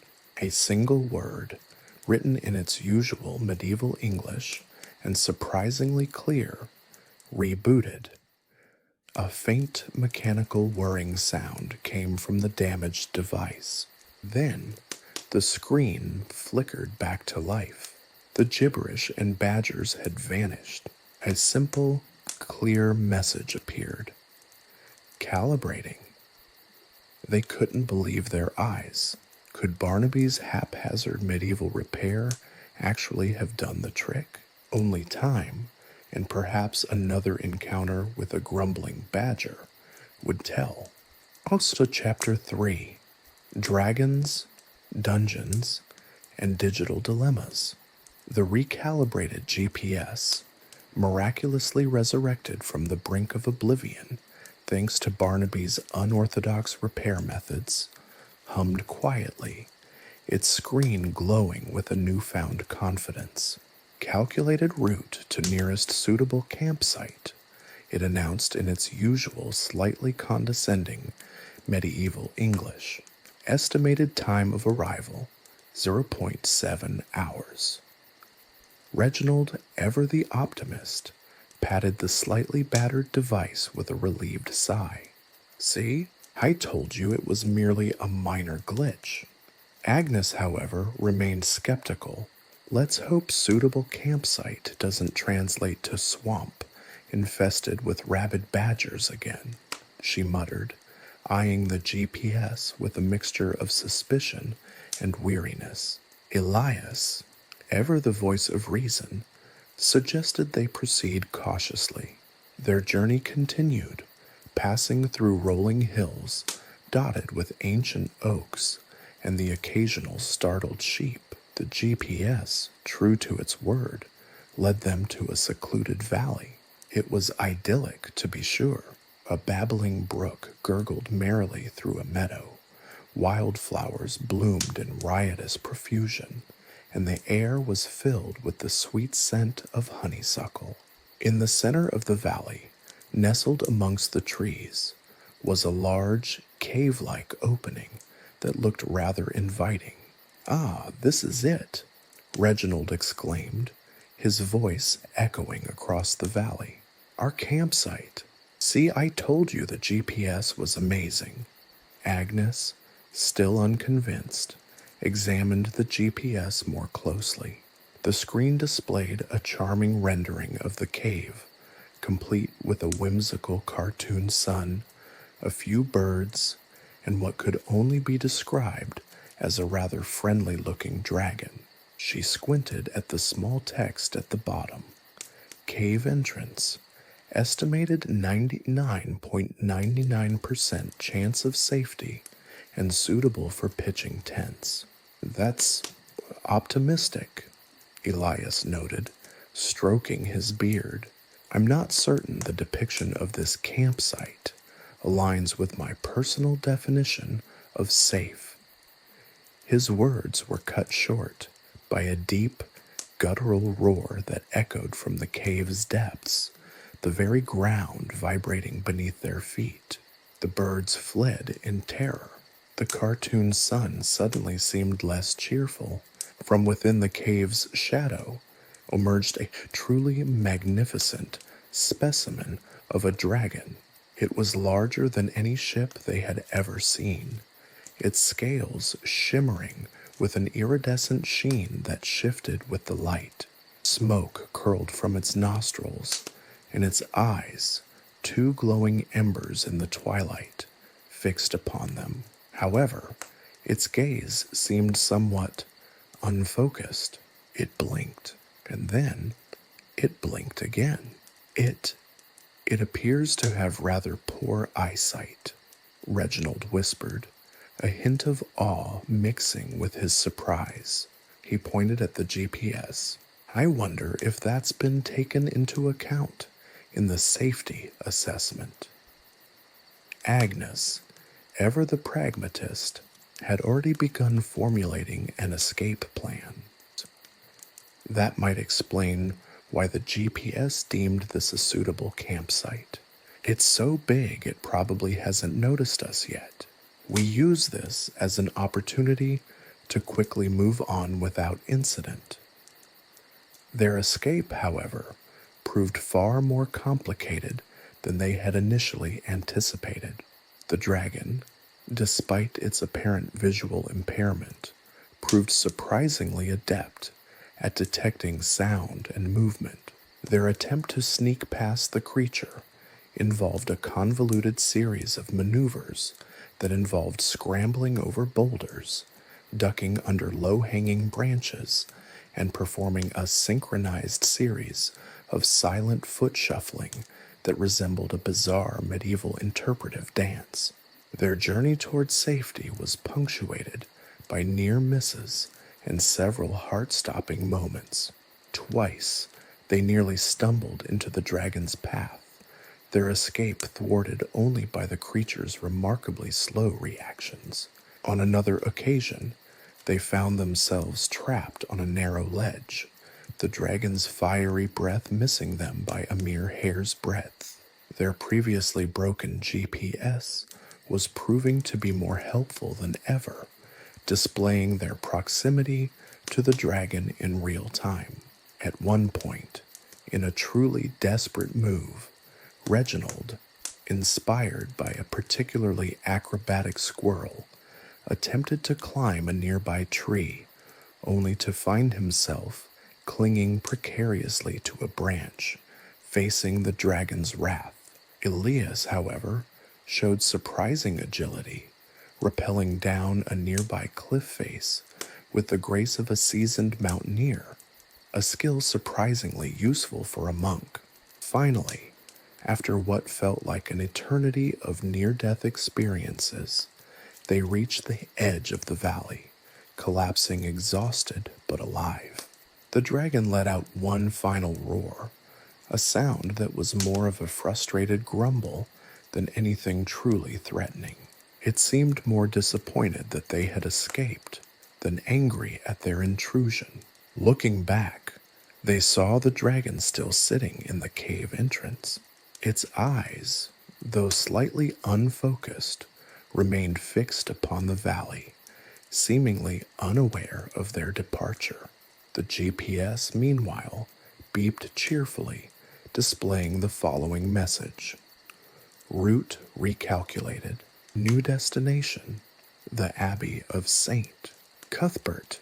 Estimated time of arrival, 12.7 hours. Consider preparing for lengthy discussions of theological dogma. And a very large pie. Agnes stifled a laugh. I'm starting to think this GPS thing might be less helpful than a good compass and a map, she said, though I must admit the dragon's poor eyesight turned out to be rather helpful. Reginald, ever optimistic, chimed in. Well, at least we had an exciting adventure, and we can cross escape from a dragon's lair off our bucket list. Elias, ever practical, simply added, "We should probably avoid suitable campsites in the future." Their journey continued, filled with the promise of more digital dilemmas and decidedly less dragon-related encounters. At least that was their hope, considering the fact that GPS had added a rather concerning new feature to its repertoire, a daily horoscope presented in cryptic medieval verse. The upcoming Sagittarius prediction did not bode well. Their escape from the dragon's lair, while exhilarating, had left them disoriented and hopelessly lost. The sun had begun to dip below the horizon, casting long, ominous shadows across the landscape. The GPS, miraculously still functioning after its near-death experience, offered little solace. "Nearest safe location," it chirped, identified as subterranean structure of uncertain origin. Estimated time of arrival, indeterminate. Agnes groaned. Subterranean structure of uncertain origin. "That sounds promising," she muttered sarcastically, rubbing her temples. Reginald, ever the optimist, countered, "Well, at least it's specific. Better than suitable campsite, I suppose." Elias, ever practical, consulted the surprisingly detailed, if somewhat inaccurate, map the GPS had generated. It depicted a sprawling network of tunnels, chambers, and dead ends, all rendered in charmingly inaccurate medieval cartography. "It appears we are in a dungeon," he announced, his voice echoing in the gathering gloom. The entrance to the dungeon, a gaping maw in the side of a hill, seemed to swallow the last rays of sunlight. The air within was thick with the scent of damp earth and something vaguely unpleasant that Agnes suspected might be a combination of mildew, bat guano, and forgotten despair. The only light came from the faintly glowing screen of the GPS, which flickered intermittently, as if struggling to penetrate the dungeon's oppressive darkness. Their descent into the subterranean labyrinth was fraught with peril. The GPS, while promising assistance, proved to be more hindrance than help. One moment it would guide them confidently along a seemingly straightforward passage, only to abruptly announce, "Unexpected geological anomaly detected," recalculating, followed by a dramatic shift in their planned route, sending them careening around a sharp corner and nearly into a pit filled with, thankfully, harmless, though rather indignant, spiders. At another point, the GPS insisted they take a detour through a particularly narrow passage, assuring them it was the optimal route. The passage, however, proved to be barely wide enough for one person to squeeze through, forcing them into a somewhat undignified crab walk, their progress punctuated by Agnes's increasingly exasperated cries of, "My corset, it's going to snap." The dungeon's architecture was a chaotic jumble of forgotten corridors, crumbling archways, and mysterious chambers. The walls were damp, slick with moisture, and adorned with curious carvings that seemed to shift and writhe in the flickering light of the GPS screen. Sometimes, these carvings appeared to be grotesque depictions of mythical beasts. Other times, they seemed suspiciously like poorly drawn depictions of turnips. It was difficult to say for certain, given the GPS's light. They encountered several obstacles along their subterranean journey. One particularly memorable incident involved a precarious bridge spanning a chasm filled with what sounded like the mournful sighs of forgotten souls. The GPS, in a moment of uncharacteristic clarity, indicated the bridge's structural integrity was questionable at best. Their careful crossing was accompanied by Agnes's continuous muttered prayers and Reginald's enthusiastic whistling, which, given the circumstances, was frankly unnerving. As if the crumbling bridges and narrow passages weren't enough, the dungeon also seemed to be populated by a variety of creatures whose behavior was as unpredictable as the GPS itself. A swarm of unusually aggressive glowworms attacked them at one point. Attracted by Reginald's unusually bright and somewhat impractical chainmail, they managed to escape, mostly unscathed, although Elias spent a good 10 minutes brushing phosphorescent goo from his beard. Another chamber they encountered housed a collection of ancient, rusty weapons, all seemingly poised to spring to life. The GPS, displaying its usual penchant for the dramatic, displayed the message, "Weapons cache detected. Probability of spontaneous animation, 72%. This prompted a rapid retreat, albeit with Elias adding a slightly rusty dagger to his collection. He reasoned, after the fact, if they were going to spontaneously animate, they'd probably animate better in his hands than in the hands of whatever lurked further into the dungeon. The GPS occasionally would display images of what it called points of interest along the way. These were always inaccurate, often leading to dead ends or pits, but sometimes hinting at hidden passages. One point of interest, labeled Mysterious Room of Ancient Wisdom, turned out to be a chamber filled with nothing but unusually large and particularly dusty mushrooms. Another, mysteriously labeled The Treasurer's Vault, led to a small, musty chamber containing a single, sadly deflated, leather pouch. The GPS displayed a message at this point, proclaiming that the treasure was of immeasurable symbolic value, which Agnes found somewhat underwhelming. Navigating the dungeon's winding corridors became an exercise in trust, suspicion, and occasional outbursts of frustrated yelling. The GPS, despite its inaccuracies, remained their only guide, its screen a beacon of hope in the surrounding darkness. At times, the GPS seemed utterly bewildered by their current situation, at other times seemingly intent on leading them into unnecessary harm's way. For example, a particular pathway, supposedly direct, led them down a long path that terminated at a solid wall. The GPS simply blinked, then displayed the message, "Our route recalculated. Expect slight delay." The recalculation consisted of simply reversing the path they had taken.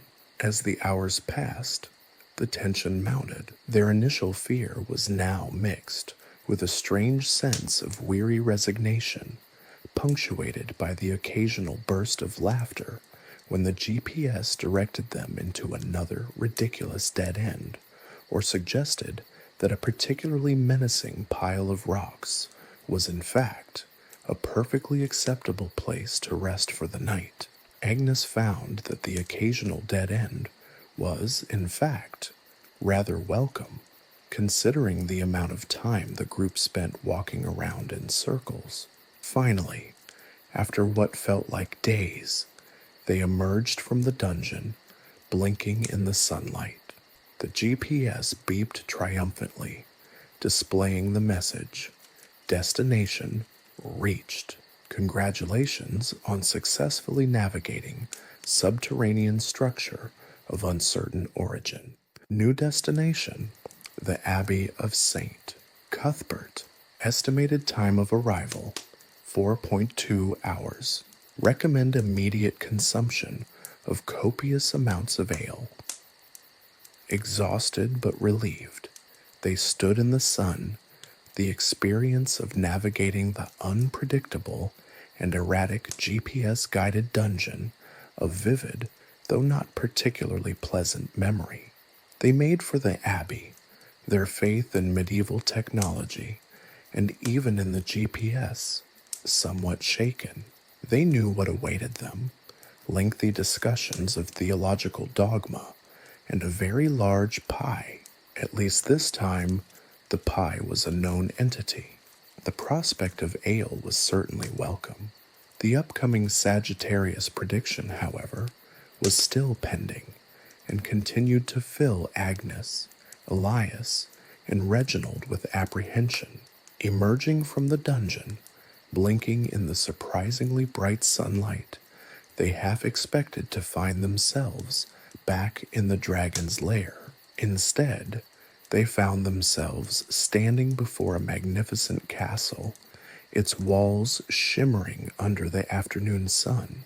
The GPS, ever the unreliable narrator, simply chirped. Destination reached. Royal Audience Chamber. Estimated time of arrival, now. Recommend appropriate attire. Agnes stared at the device. Appropriate attire? She exclaimed, gesturing to her travel-worn clothes, which were now adorned with a generous dusting of dungeon grime and spider silk. I'm hardly fit for a royal audience, even if this infernal machine says otherwise. Reginald, ever the optimist, or perhaps simply oblivious, patted his dusty chainmail. Well, at least our chainmail adds a touch of rustic charm. Think of it as vintage chic. Elias, ever practical, was already consulting the map generated by the GPS, a highly stylized rendition of the castle's interior that looks suspiciously like a child's drawing. It appears we are to enter via the west kitchen entrance, he announced, peering at the minuscule scribbles on the screen. Makes sense. Kings are notoriously hungry. Their entrance into the castle was as unexpected as their arrival. They stumbled through the west kitchen, dodging a flurry of busy cooks and their surprisingly well-aimed kitchen utensils. The scent of roasting meat and simmering stews mixed oddly with the lingering odor of dungeon dampness clinging to their clothes. The cooks, initially alarmed at the appearance of three mud-caked travelers, burst into laughter upon seeing the GPS device. A what now? A portly cook inquired, his face a mask of delighted curiosity. A GPS? Is that some newfangled wizardry? News of their unusual arrival spread quickly through the castle, culminating in a summoning to the king himself. The king, a portly man with a magnificent beard and a crown that appeared slightly askew, received them in a surprisingly spacious throne room. The room itself was breathtaking, its walls lined with tapestries depicting scenes of glorious battles, and an elaborate chandelier cast glittering light over the richly decorated floor. The contrast between their grime-covered appearance and the grandeur of the setting was almost comical. "So," the king boomed, his voice resonating through the hall, "I am told you possess a GPS? A device that tells you where you are?" His skepticism was evident, but his eyes sparkled with curious amusement. Agnes, ever the diplomat, launched into an explanation, carefully omitting the more fantastical aspects of their journey. She emphasized the GPS's supposed ability to navigate the vast countryside, its seemingly miraculous ability to locate even the most obscure locations. Reginald chimed in with enthusiastic, if slightly inaccurate, tales of their daring escape from the dragon, while Elias, carefully avoiding eye contact with the king, subtly repositioned the slightly rusty dagger in his belt. The king listened with a mixture of fascination and disbelief, interrupting occasionally to ask about its intricacies, the nature of its seemingly capricious behavior. He seemed particularly intrigued by its inaccurate maps. "This map is truly remarkable," he exclaimed, pointing to the GPS's rendering of his own castle, which displayed a disturbing number of extra towers and a suspiciously large moat. He found the incongruities hilarious, chuckling heartily at the inaccuracies. The court followed suit. Lords and ladies, initially stiff with formality, were soon roaring with laughter at the GPS's depiction of royal gardens that resembled a tangled forest, and the positioning of the royal stables directly inside the king's private chambers. The travelers' recounting of their adventures, punctuated by the GPS's erratic pronouncements, became a source of great amusement for the court. The king, however, was more interested in the possibilities the device offered. "If this device can lead you through dungeons and across treacherous landscapes," he declared, tapping a finger on the GPS screen, "imagine what it could do for mapping my kingdom." He turned to the travelers, a newfound respect in his eyes. Thus began a most unusual commission. The trio, barely recovered from their dungeon ordeal, found themselves tasked with mapping the entire kingdom using the utterly unreliable GPS. The undertaking was challenging, to say the least. The GPS insisted on routing them through bogs and swamps, directing them to points of interest that turned out to be nothing more than piles of rocks or particularly aggressive flocks of sheep. Their attempts at mapping the royal hunting grounds resulted in a map that depicted the forest as a swirling vortex of tangled lines, with the hunting lodge positioned somewhere near the mythical land of Avalon. The resulting map was met with further fits of laughter by the court, but the king insisted on its inclusion in the royal archives as a testament to the unpredictability of modern, or should we say, futuristic technology. They found the royal household to be surprisingly adaptable to the strange quirks of the GPS. The chefs, for instance, incorporated the GPS's daily recommended location into their meal planning, resulting in a royal feast held in the middle of a surprisingly scenic wheat field. Days turned into weeks. The GPS continued its erratic behavior, sending the trio on wildly unpredictable journeys, while the king, the court, and even the cooks found an odd sort of solace and hilarity in the device's unreliability. The king, surprisingly, took a keen interest in the technology, frequently consulting the GPS for his own purposes, which mostly consisted of trying to locate his lost spectacles or a particularly delicious cheese. The project revealed the unexpected charm of medieval court life. The initial awe at the sheer opulence of the castle gave way to an appreciation for the unexpected humor and warmth of the people. Agnes found that her initial reservations about the king dissipated as she watched him attempt and fail to understand the intricacies of the GPS's operating system.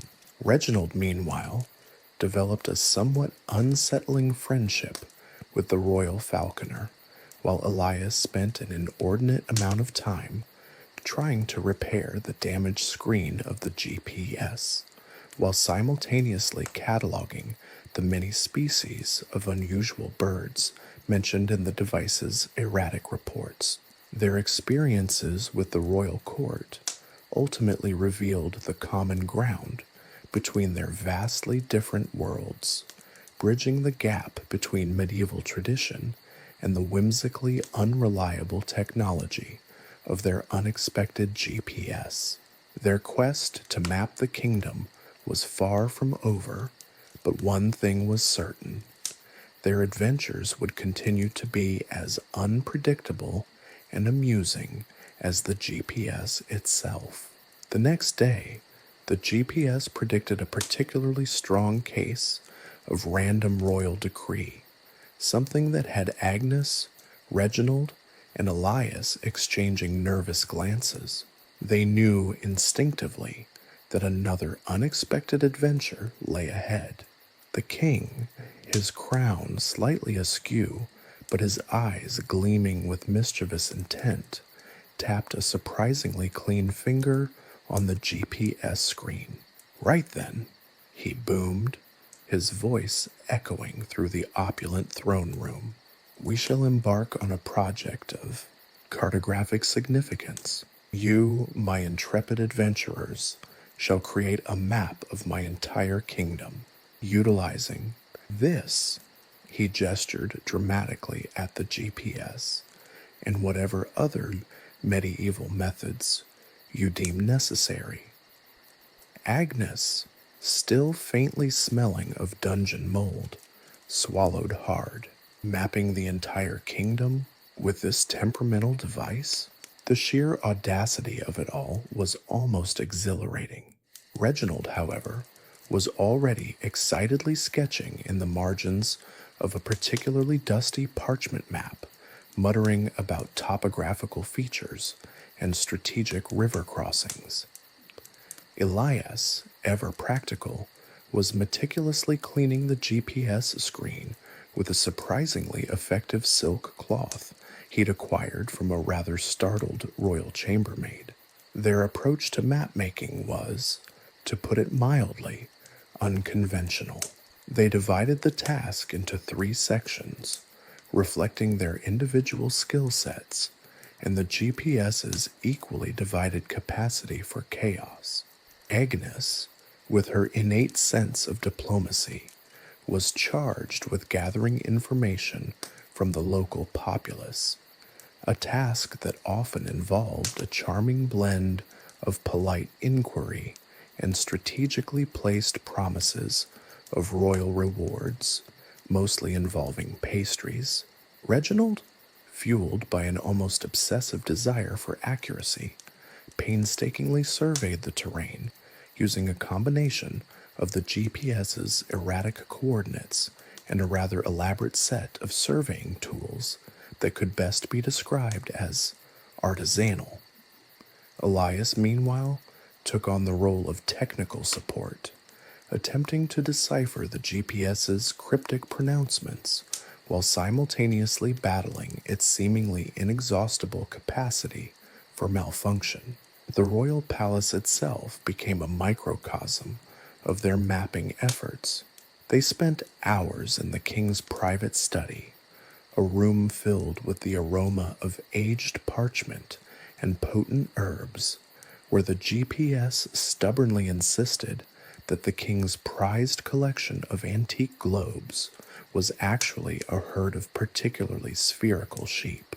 The subsequent argument between the GPS and the royal librarian, a wizened old woman with a surprisingly sharp wit, resulted in a hastily drafted amendment to the Royal Archives cataloging system, a system that now included a category for GPS-induced geographical hallucinations. Their foray into the royal kitchens resulted in an entirely new category of culinary disaster. Following the GPS's optimized route for gathering ingredients, they somehow ended up in the royal duck pond, which the GPS insisted was a prime location for sourcing rare truffles. The ensuing chaos, involving several frantic cooks, a very wet Reginald, and an exceedingly angry royal chef, yielded a new royal recipe: duck à la GPS, a dish that was never quite replicated due to the somewhat unpredictable nature of its origin. Mapping the royal gardens presented its own unique set of challenges. The GPS, in its infinite wisdom, depicted the carefully manicured rose gardens as a treacherous swamp inhabited by aggressive floral fauna, leading the trio on a rather frustrating chase after what turned out to be particularly thorny bushes. The ensuing battle with the rose bushes, culminating in Reginald's unexpected entanglement with a particularly fragrant climbing rose, provided the court with endless amusement and inspired a new courtly dance. The Rosebush Tango, a move that involved a lot of frantic flailing and a healthy dose of laughter. The process of integrating the data they collected from their various expeditions proved even more amusing. Reginald's meticulously drawn charts, accurate to the nearest inch, were consistently at odds with the GPS's whimsical interpretations of reality. The GPS's map of the royal hunting grounds, for instance, depicted the forest as a swirling vortex of enchanted trees, the royal hunting lodge placed squarely inside a mythical dragon's lair, and the king's favorite hunting hound inexplicably located in the middle of the neighboring kingdom. This map, when finally presented to the court, caused such an uproar of laughter that the king nearly choked on his goblet of wine. The inclusion of traditional cartographic techniques alongside the GPS's data produced maps that looked something between a medieval manuscript and a particularly chaotic piece of modern-day abstract art. Rivers flowed uphill, mountains appeared and disappeared at random, and castles routinely relocated themselves to more picturesque, according to the GPS, locations. Despite the map's unreliability, they possessed an undeniable charm, an eccentric blend of painstaking accuracy and whimsical inaccuracy that perfectly captured the spirit of their adventures. Each mapping expedition became a comedy of errors, a testament to the clash between medieval sensibilities and the unpredictable nature of their technological marvel.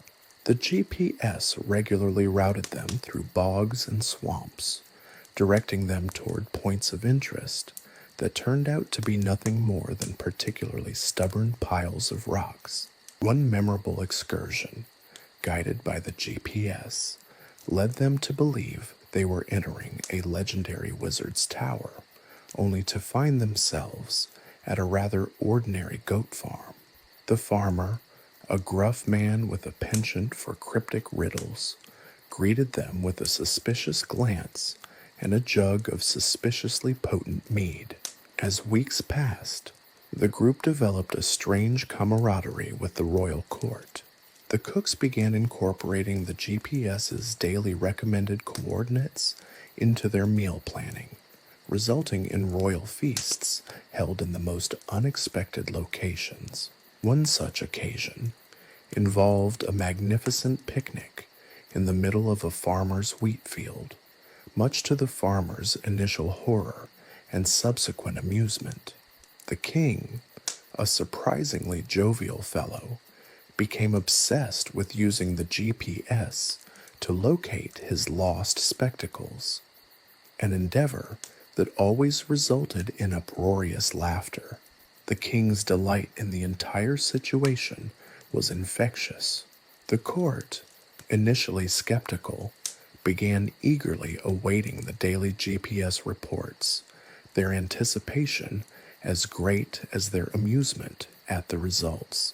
The absurd maps became treasured items placed on display in the palace, showcasing the humorous collision of worlds.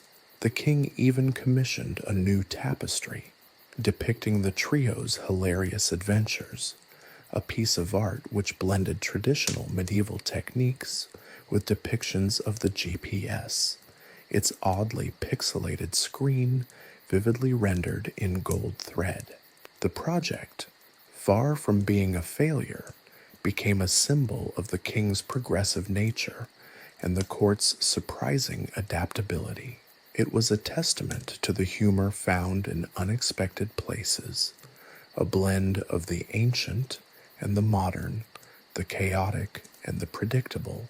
The final maps, a collection of geographical oddities and joyous inaccuracies, were proudly displayed in the royal archives, a unique testament to the enduring spirit of adventure, even when guided by a hopelessly flawed GPS.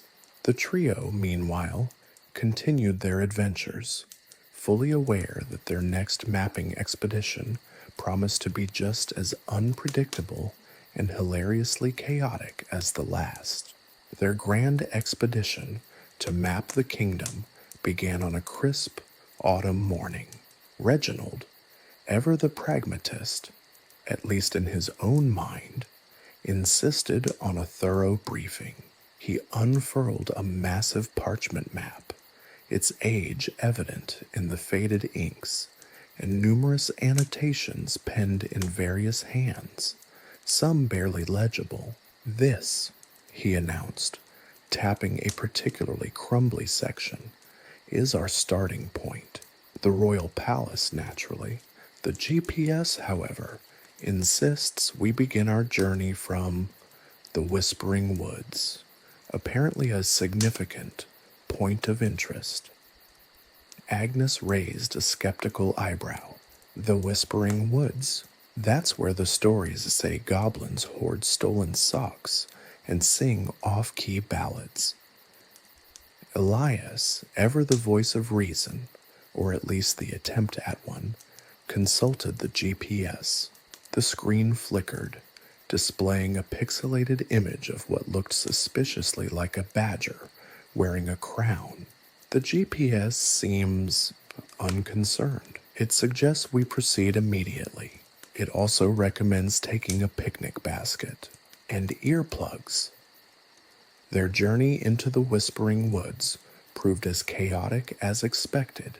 The GPS, despite its supposed technological superiority, veered them wildly off course, through tangled thickets and across gurgling streams. Reginald, clinging precariously to his surveying tools, frequently tripped, muttering curses in Latin and occasionally in surprisingly fluent Goblin, a skill he'd inexplicably acquired during an earlier encounter with the aforementioned sock-hoarding goblins.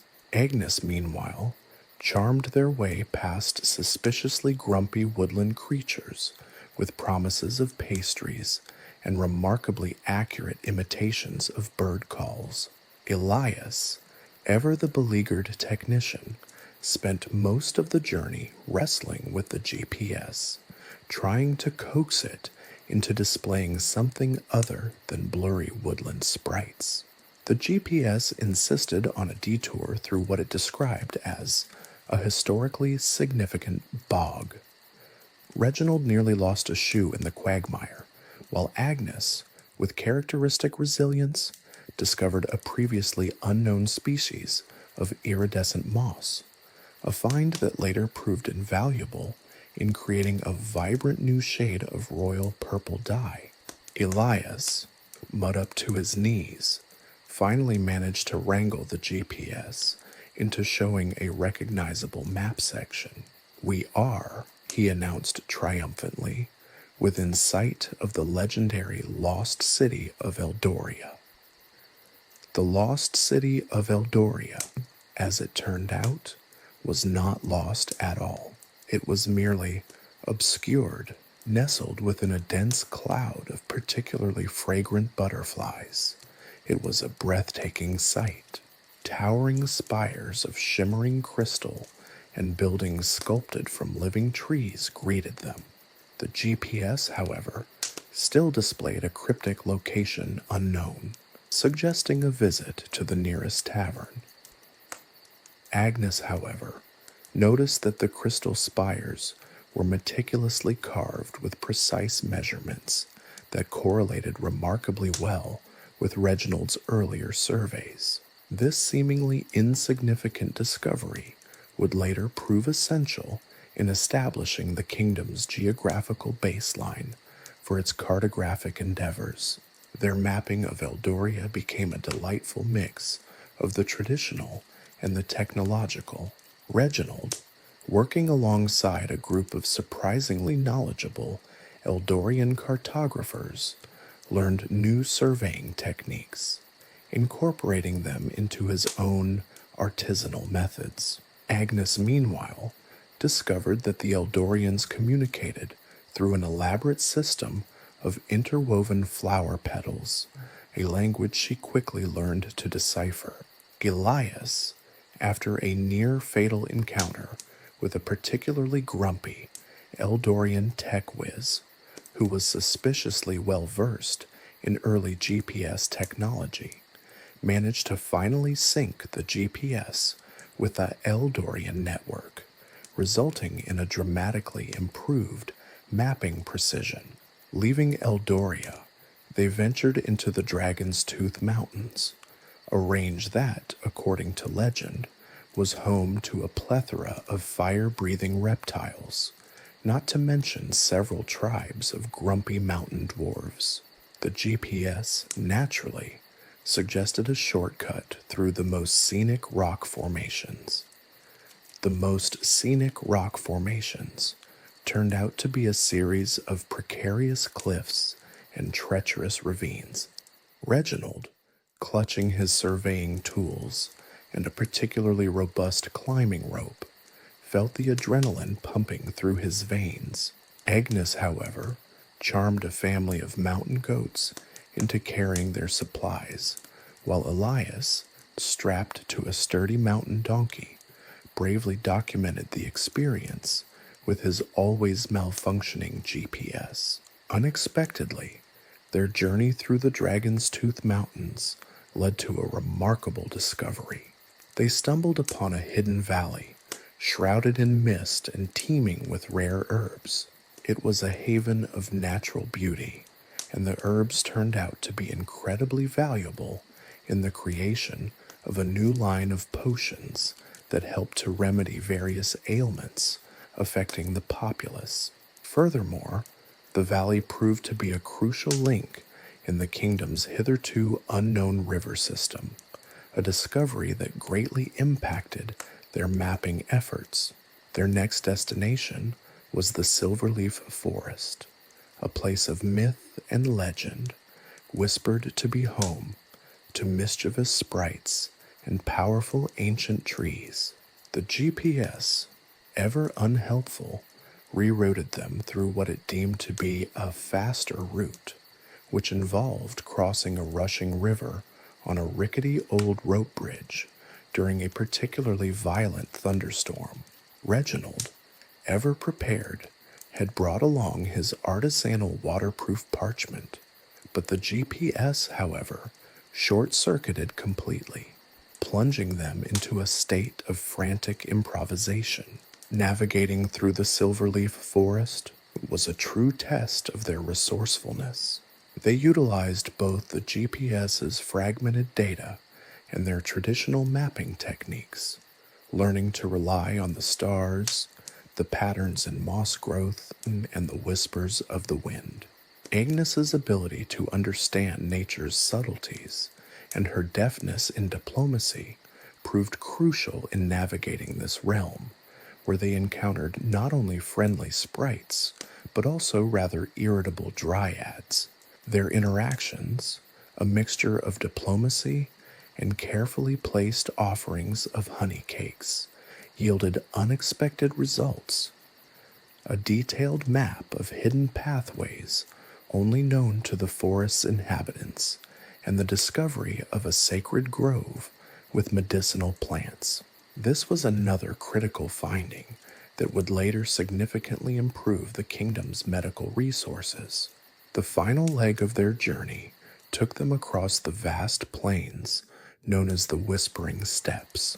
These seemingly empty plains, however, were home to a vast network of subterranean tunnels and hidden settlements. The GPS, perhaps sensing the immensity of the task, went completely dark, leaving them solely reliant on Reginald's rudimentary compass and Agnes's extraordinary sense of direction. Elias, however, was quite resourceful. He made use of the existing network of pathways to construct a more accurate representation of the location of the various settlements found in the region. The completion of their mapping expedition marked a momentous occasion for the kingdom.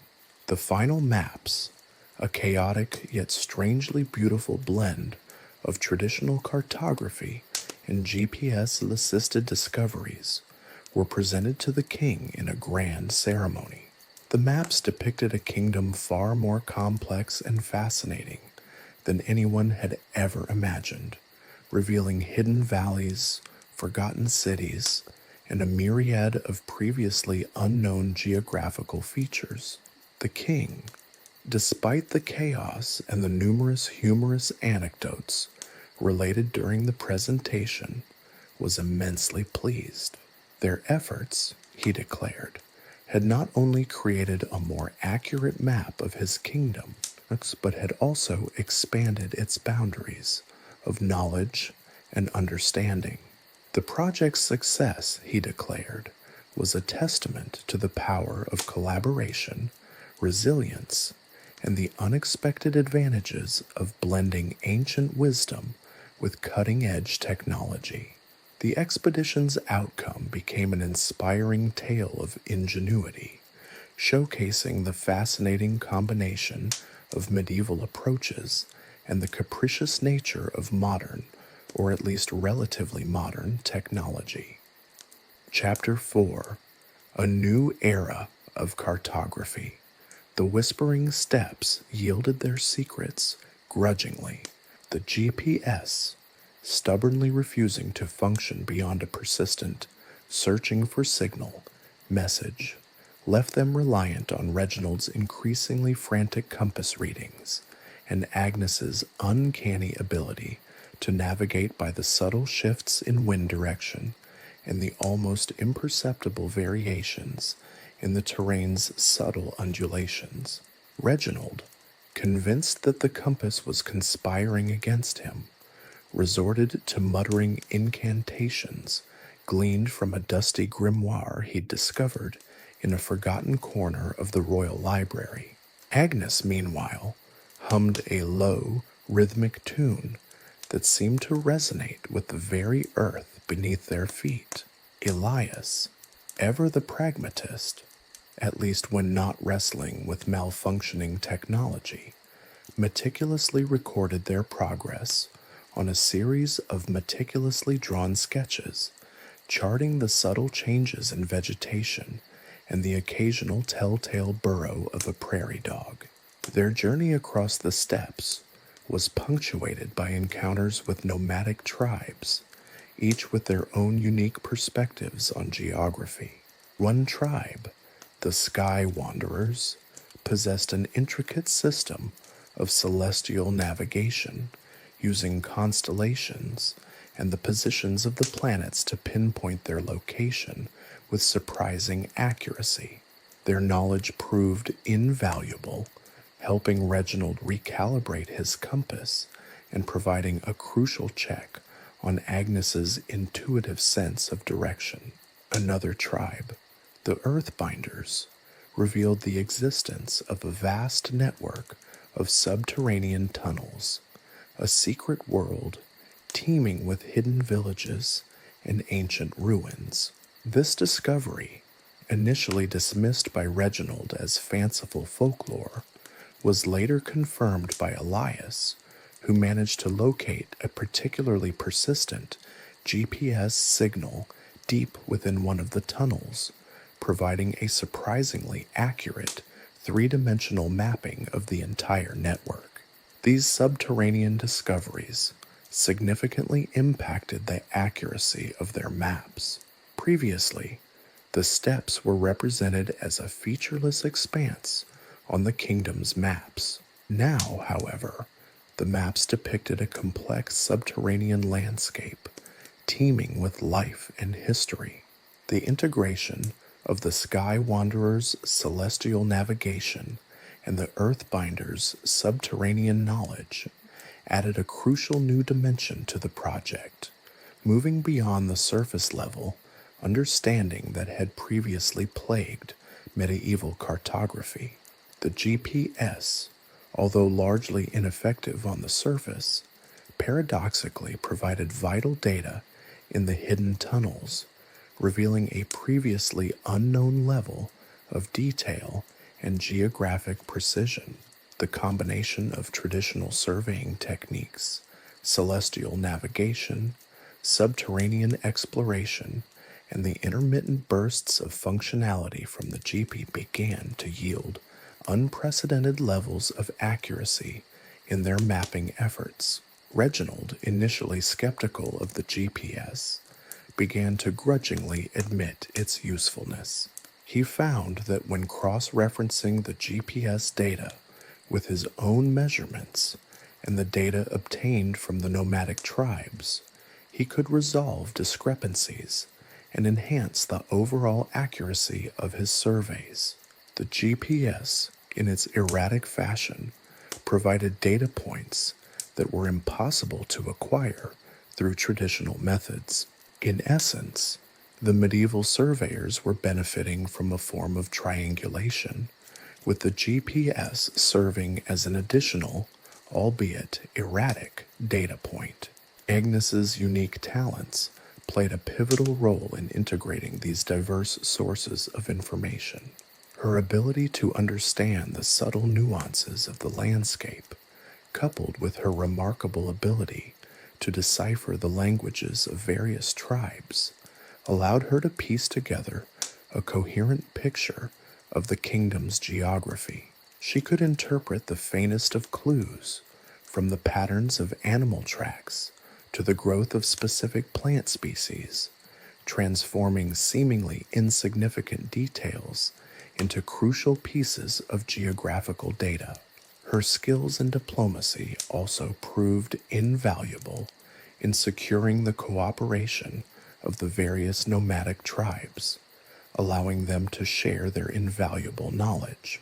Elias, having successfully navigated countless technological glitches and near-fatal encounters with disgruntled technology experts, both human and Eldorian, played a crucial role in collating and analyzing the data from the GPS, the traditional surveys, and the nomadic tribes.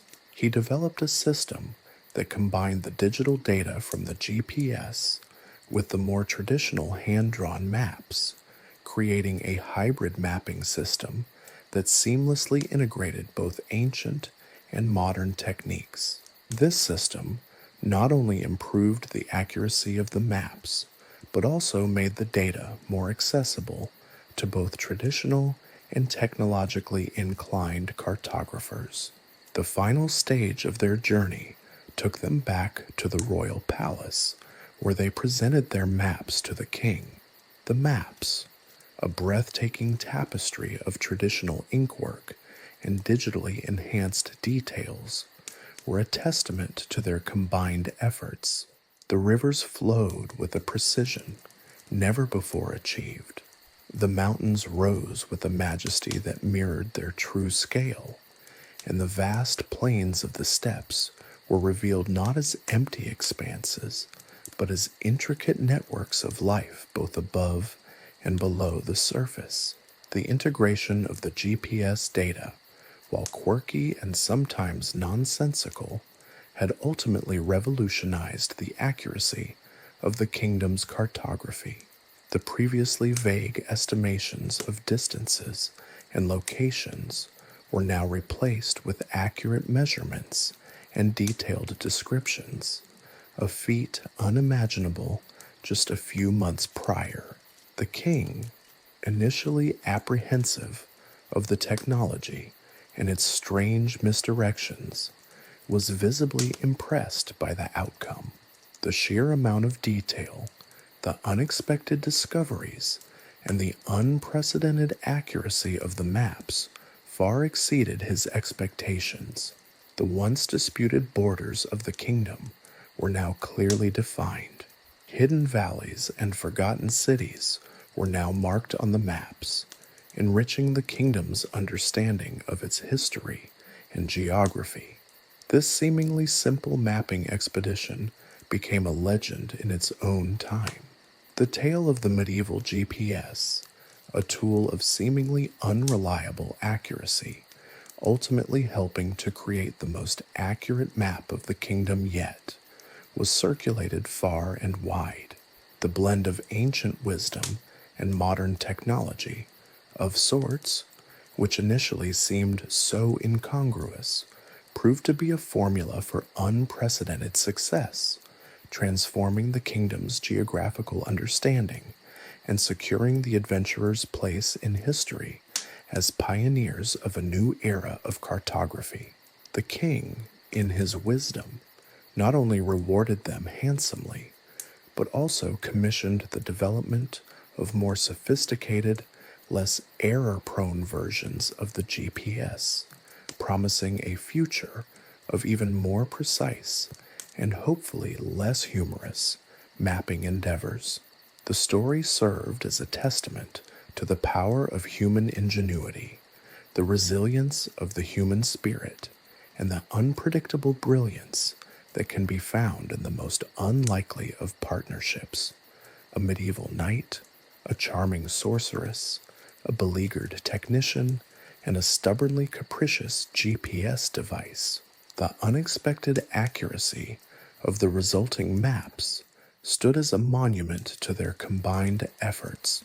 The great hall of the royal palace shimmered under the light of 1,000 candles.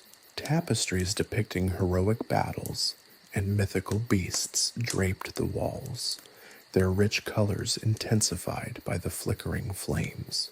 A long trestle table groaned under the weight of a feast fit for a king.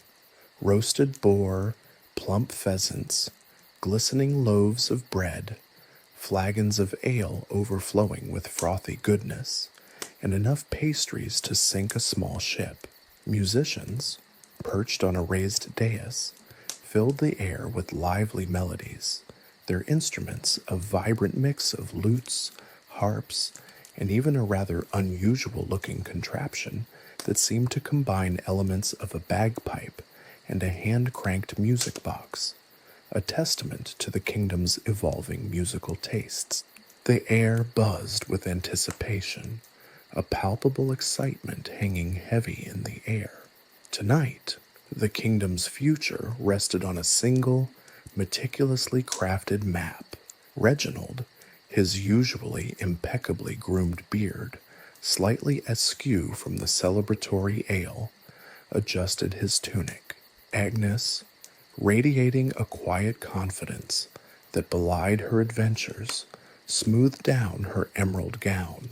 Elias, miraculously free from technological mishaps, for once, clutched a small, intricately carved wooden box containing the final version of the map. They stood before King Theodore, a jovial monarch with a twinkle in his eye, who surveyed them with a mixture of amusement and respect. The king, despite his initial skepticism towards the devilish contraption, as he affectionately referred to the GPS, had witnessed firsthand the revolutionary impact it had on the mapping project. The unveiling itself was a carefully choreographed affair.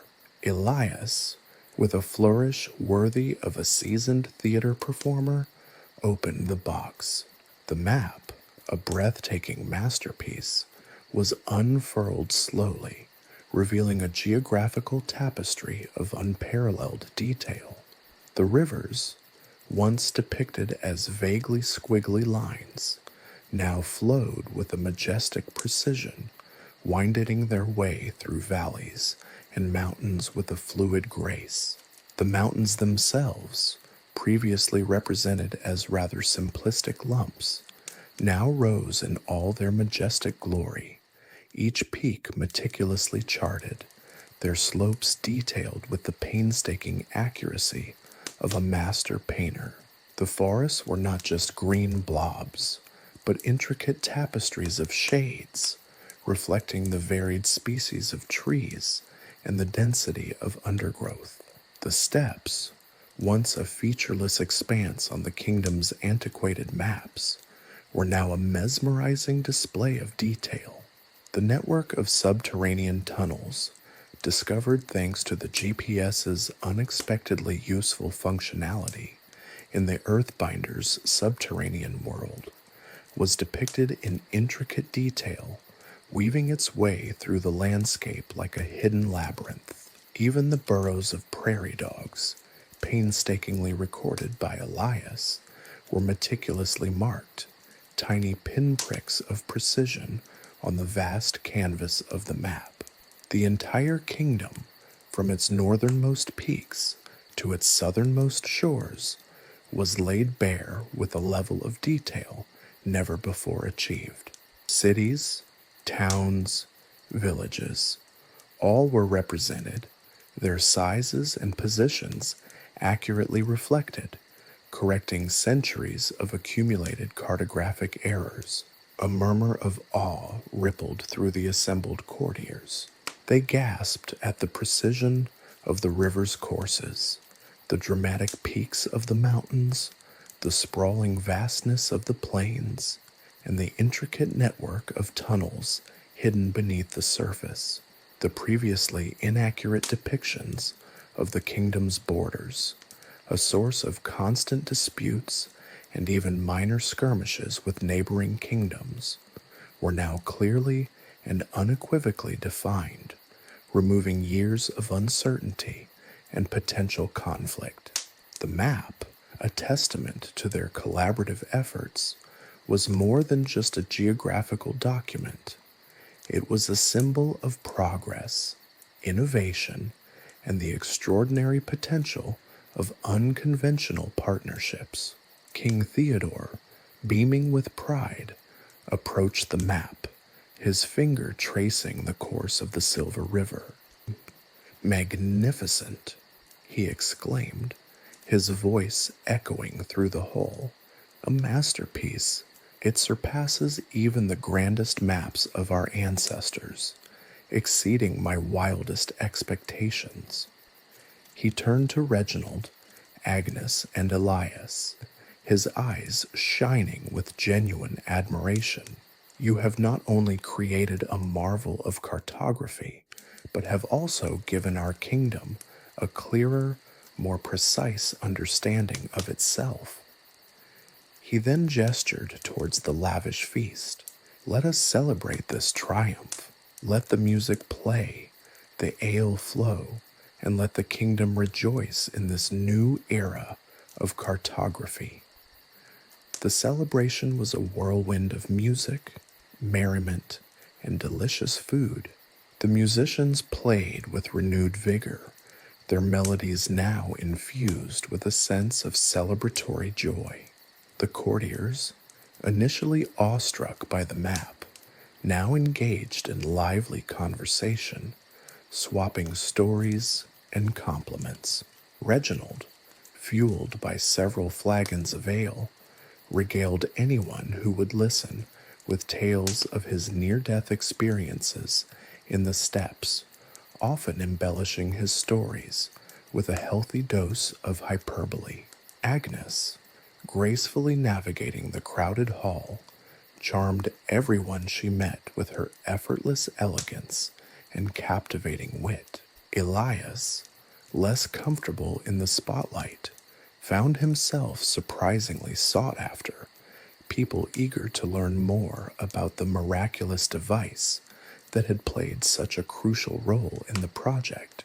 The king, himself, circulated through the crowd, raising a toast to the three adventurers, acknowledging their ingenuity, bravery, and the surprising success of their seemingly incongruous partnership. He spoke of the new era of exploration that their work promised, an era where the kingdom's vast and varied landscape would finally be known in its entirety. He praised their ability to embrace both ancient wisdom and modern ingenuity, showcasing the power of collaboration and the transformative potential of seemingly contradictory ideas. The king's words echoed the sentiments of the entire court, recognizing the three adventurers not just as successful cartographers, but as pioneers of a new, more accurate, and more comprehensive understanding of their kingdom. As the night wore on, the celebration reached a fever pitch. The hall echoed with laughter, conversation, and the triumphant strains of the music. Outside, the night sky twinkled, mirroring the excitement and revelry within. The completed map, now proudly displayed in a place of honor, stood as a tangible symbol of their achievement, a testament to their combined skills, their resilience, and the incredible journey they had undertaken. It was a moment not just for celebration, but also a promise of future advancements, of further explorations, and a brighter, more accurately charted future for the kingdom. The seemingly simple act of mapping the kingdom had evolved into a legend, a story that would be told and retold for generations to come, a story of a medieval GPS, three unlikely adventurers, and a revolutions in cartography. The age of precise mapping had finally arrived, thanks to a bit of medieval ingenuity, a dash of magical intuition, a healthy dose of technological frustration, and a surprisingly effective, if somewhat erratic, GPS device. The aftermath of the royal celebration found our intrepid trio, Reginald, Agnes, and Elias, not resting on their laurels, but rather finding themselves thrust into the heart of a burgeoning cartographic revolution. King Theodore, ever the pragmatist, despite his fondness for flamboyant celebrations, recognized the transformative potential of their methods. He didn't just want a single beautiful map. He wanted the entire kingdom mapped with the same unprecedented accuracy. And so, the three adventurers found themselves unexpectedly appointed as consultants to the Royal Cartography Workshop. The workshop itself was a revelation. Gone were the dimly lit rooms, cluttered with dusty scrolls and inaccurate maps of the past. In their place stood a vast, airy hall, bathed in the soft, even light of numerous newly invented oil lamps, each carefully positioned to avoid casting shadows on the meticulously crafted working surfaces. Long, polished oak tables, each equipped with a battery of newly designed tools, stretched the length of the room. These weren't the crude instruments of the past. Instead, they were a fascinating blend of medieval craftsmanship and surprisingly advanced engineering. Specialized compasses, calibrated with unsettling precision thanks to the GPS's unexpected ability to detect magnetic north, a feature initially dismissed as a glitch, were crafted from polished brass and inlaid with silver. Rulers, fashioned from precisely cut ebony, boasted markings far more precise than anything previously imaginable. Magnifying glasses, crafted by a local artisan who had surprisingly taken to using tiny, perfectly shaped lenses gleaned from salvaged eyeglasses found within the GPS's protective casing, allowed for the minute details of the maps to be discerned with ease.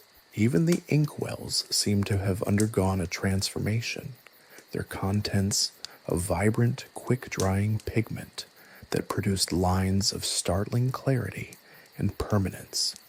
A secret blend, apparently, of crushed gemstones and a mysterious substance Elias recovered from the innards of the GPS unit after one particularly violent tumble down a ravine.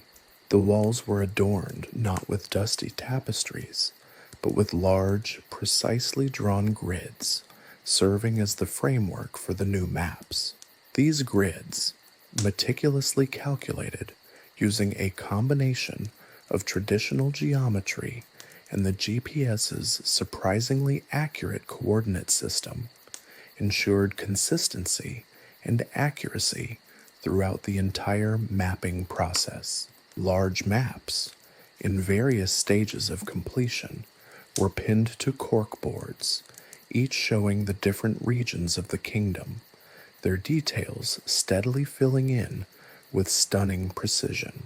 A team of newly trained cartographers, inspired by the trio's methods, worked diligently, their movements precise and efficient, their eyes bright with enthusiasm and a newfound sense of purpose. Reginald, despite his initial reluctance to trade his sword for a ruler, a sentiment he frequently expressed with a dramatic flourish and a hefty swig of ale, quickly adapted to his role.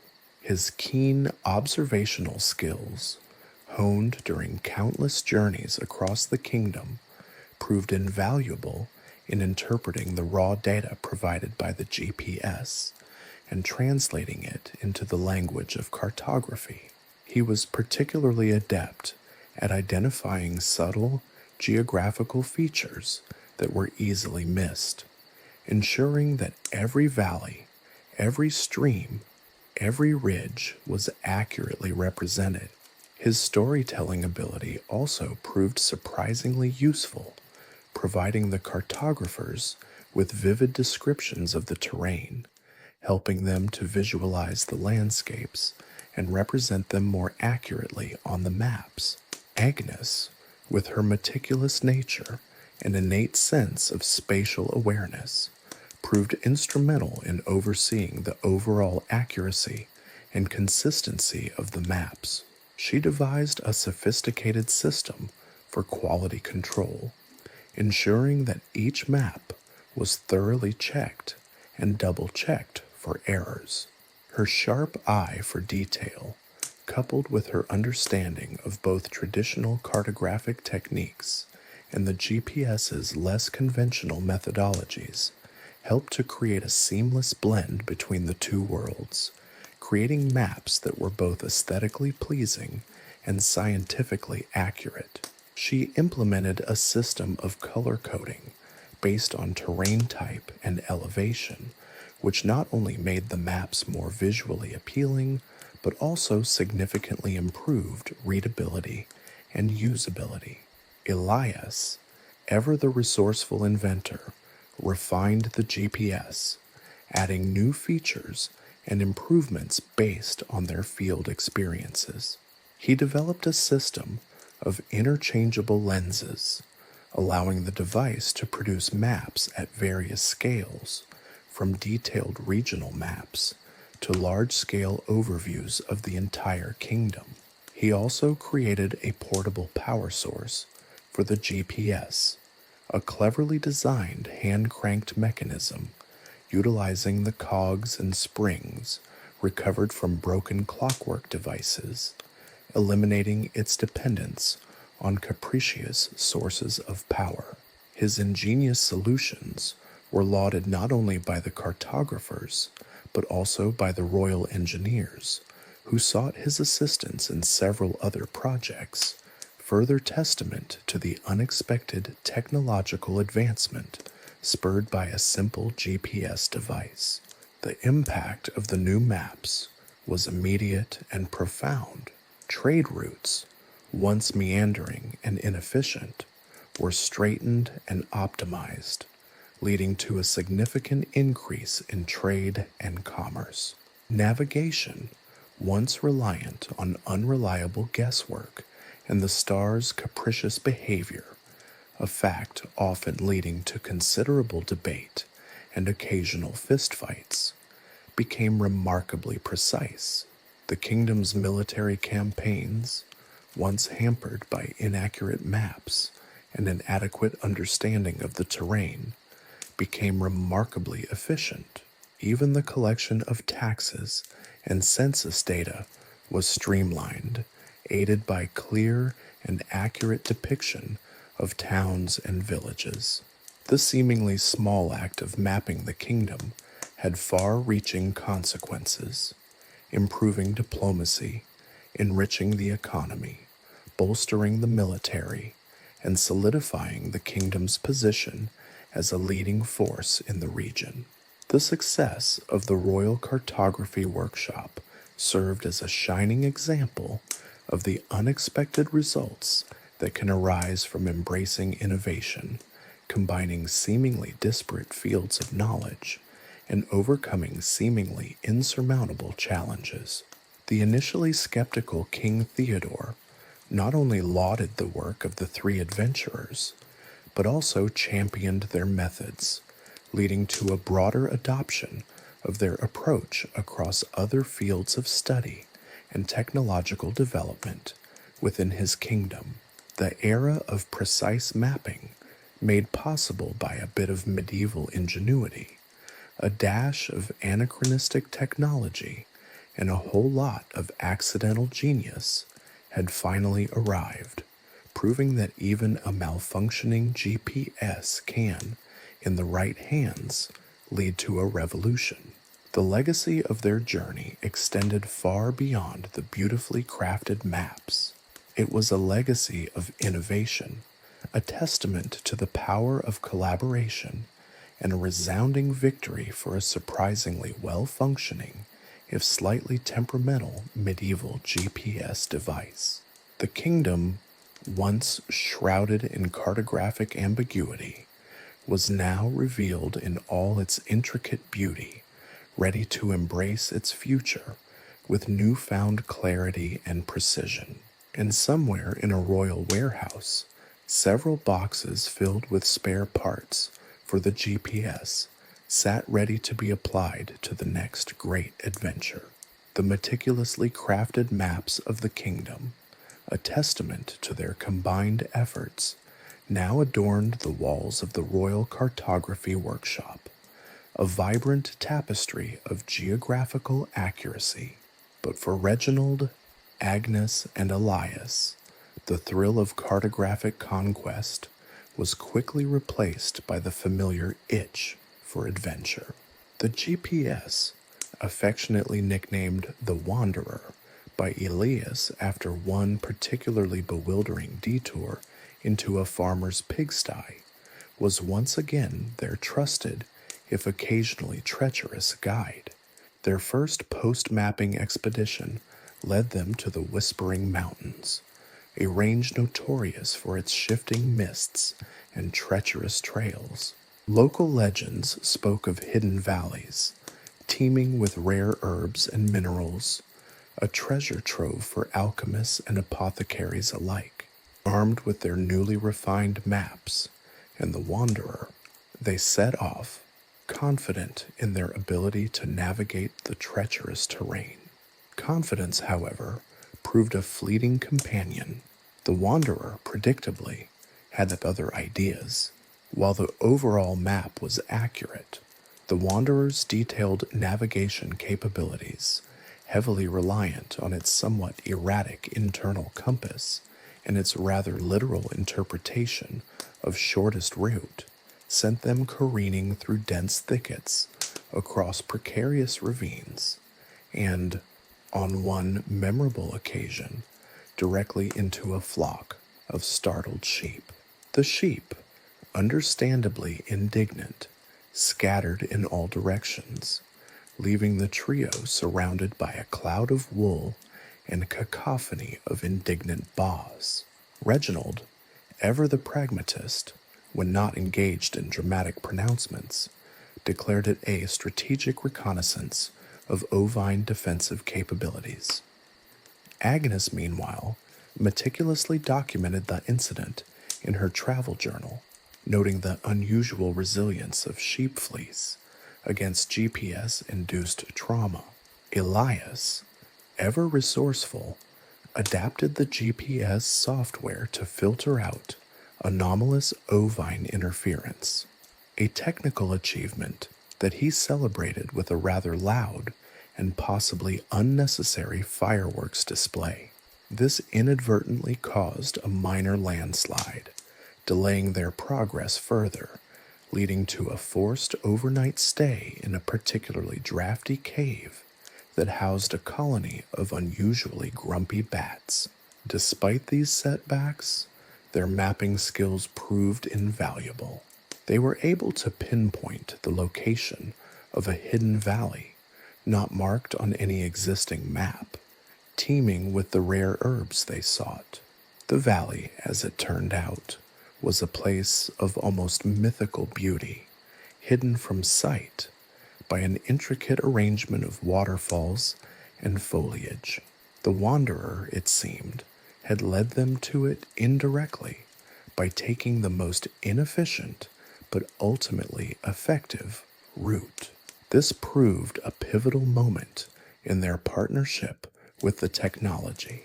They had come to learn that while the wanderer might lead them in absurd circles, it also possessed an instinct for discovery, which was both startling and surprisingly useful.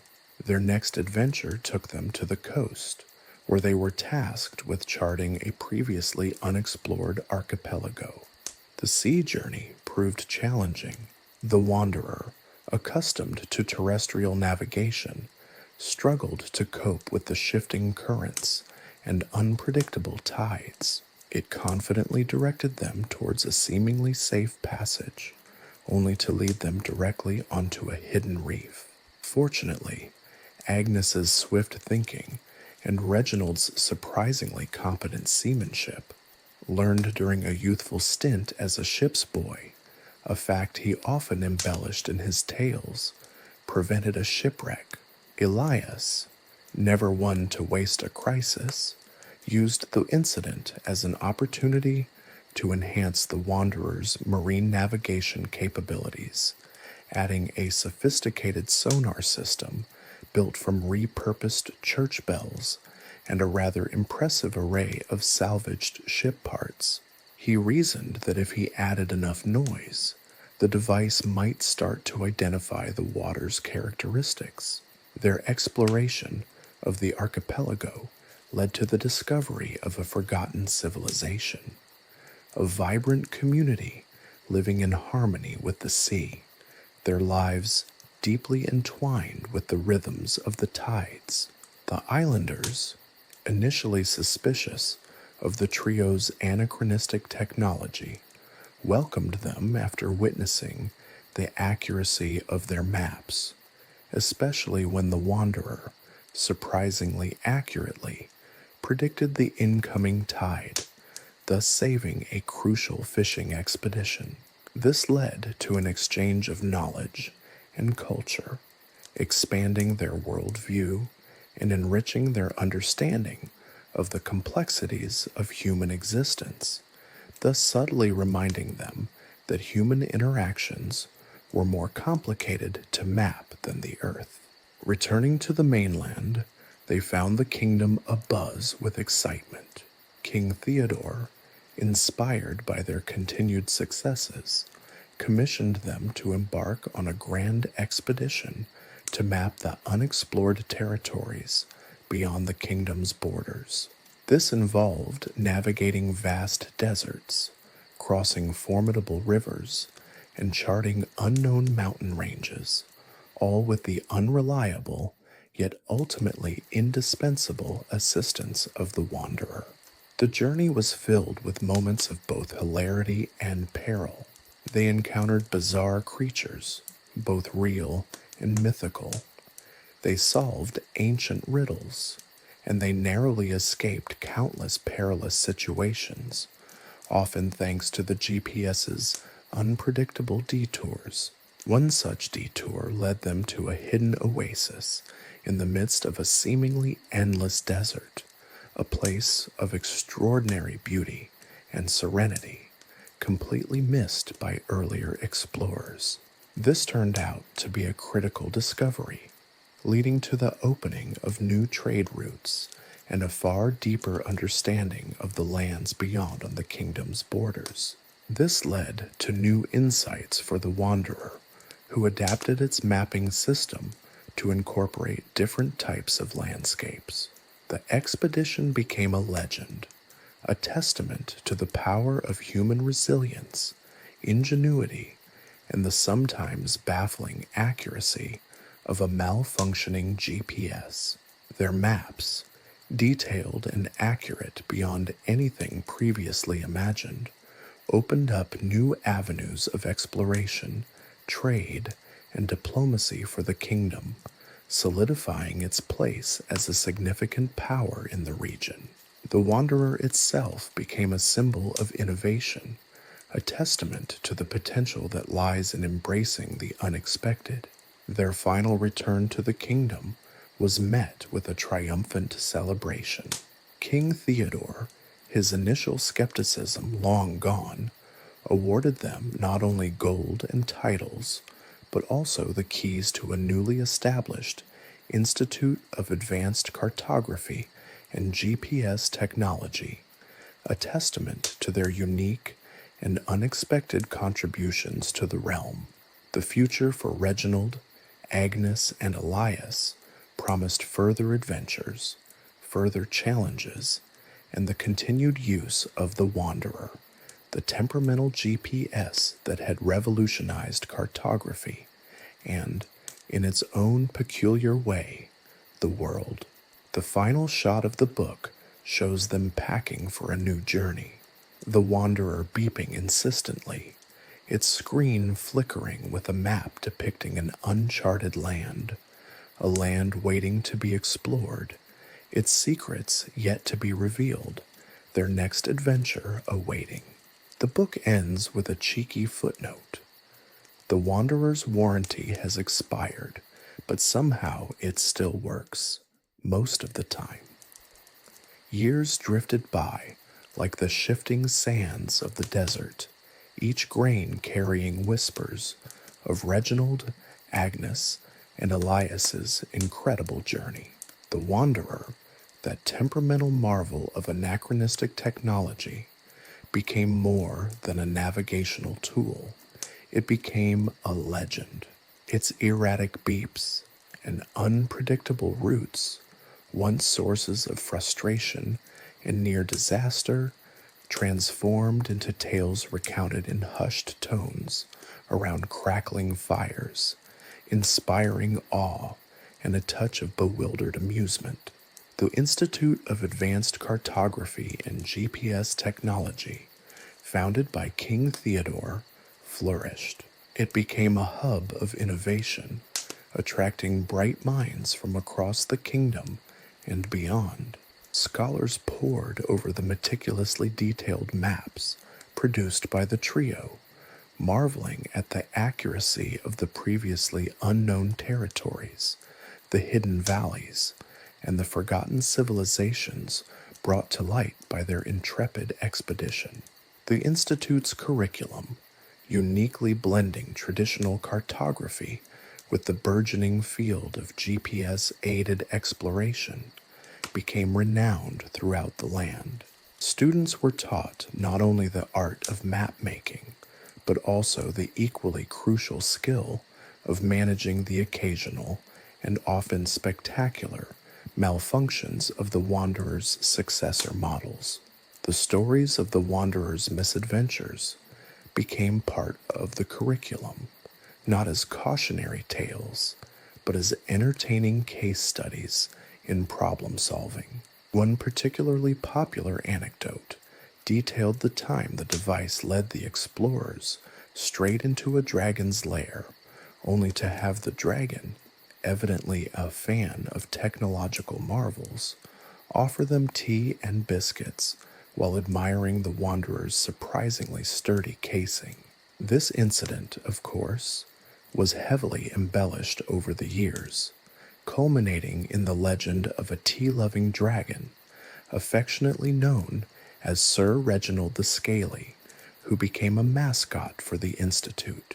Reginald, seeing Agnes and Elias themselves, now revered as pioneers of a new era of exploration, continued their adventures, albeit with slightly less dramatic close calls.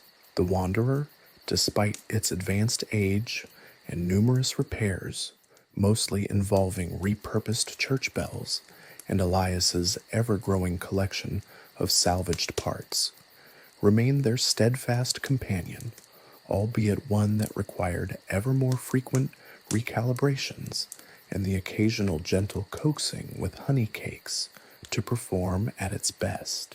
Their expeditions stretched further and wider, unveiling new wonders and broadening the kingdom's understanding of the world.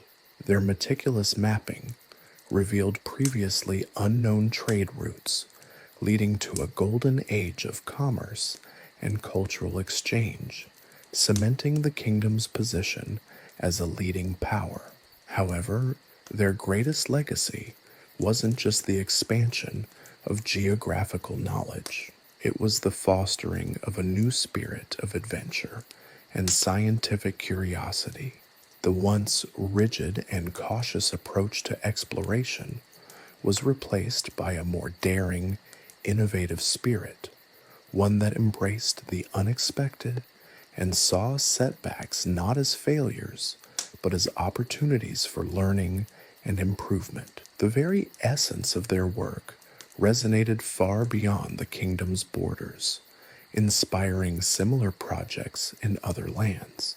Generations of explorers and cartographers looked to the trio's achievements as a benchmark, their methods and innovations studied and adapted for use in a variety of settings. The Wanderer's quirky navigational techniques, though initially frustrating, paved the way for more sophisticated, yet still often unreliable systems that were continuously being perfected, leading to innovations in computing and problem solving that rippled through the centuries.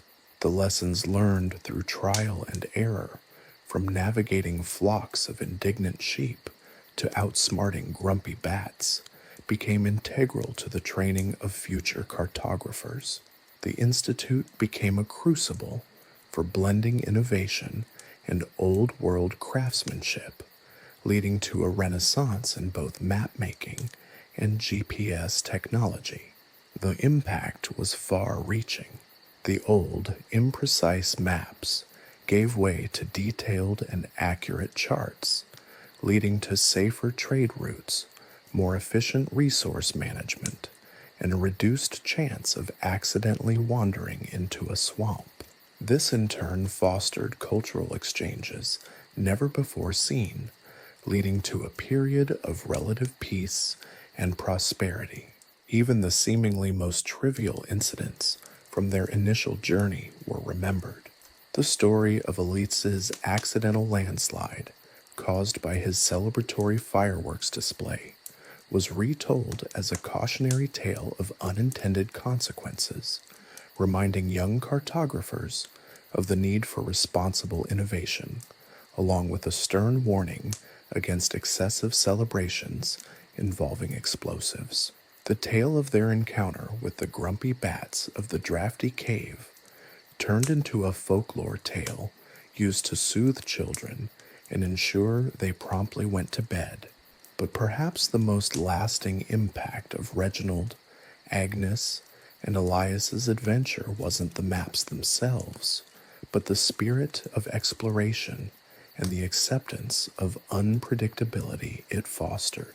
Their story became a testament to the power of human ingenuity in the face of adversity, a reminder that even the most unreliable technology, when coupled with wit, determination, and a healthy dose of absurdity, can lead to extraordinary discoveries. The Wanderer itself became a symbol of this very spirit, its unpredictable nature, a metaphor for life's own unexpected twists and turns. Centuries later, the Wanderer, long since decommissioned but lovingly preserved as a museum artifact, remained a source of fascination. Its cracked screen, flickering LEDs, and the faint scent of honey cakes lingered, a reminder of the trio's extraordinary adventure. Its legacy transcended mere cartography. It represented a paradigm shift, a testament to the boundless human capacity for exploration, innovation, and a good laugh in the face of adversity, even when that adversity includes a very confused but ultimately helpful GPS device.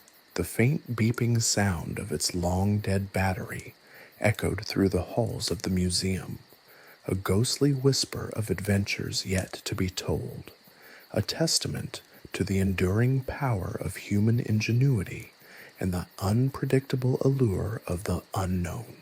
The final chapter, it seemed, had yet to be written.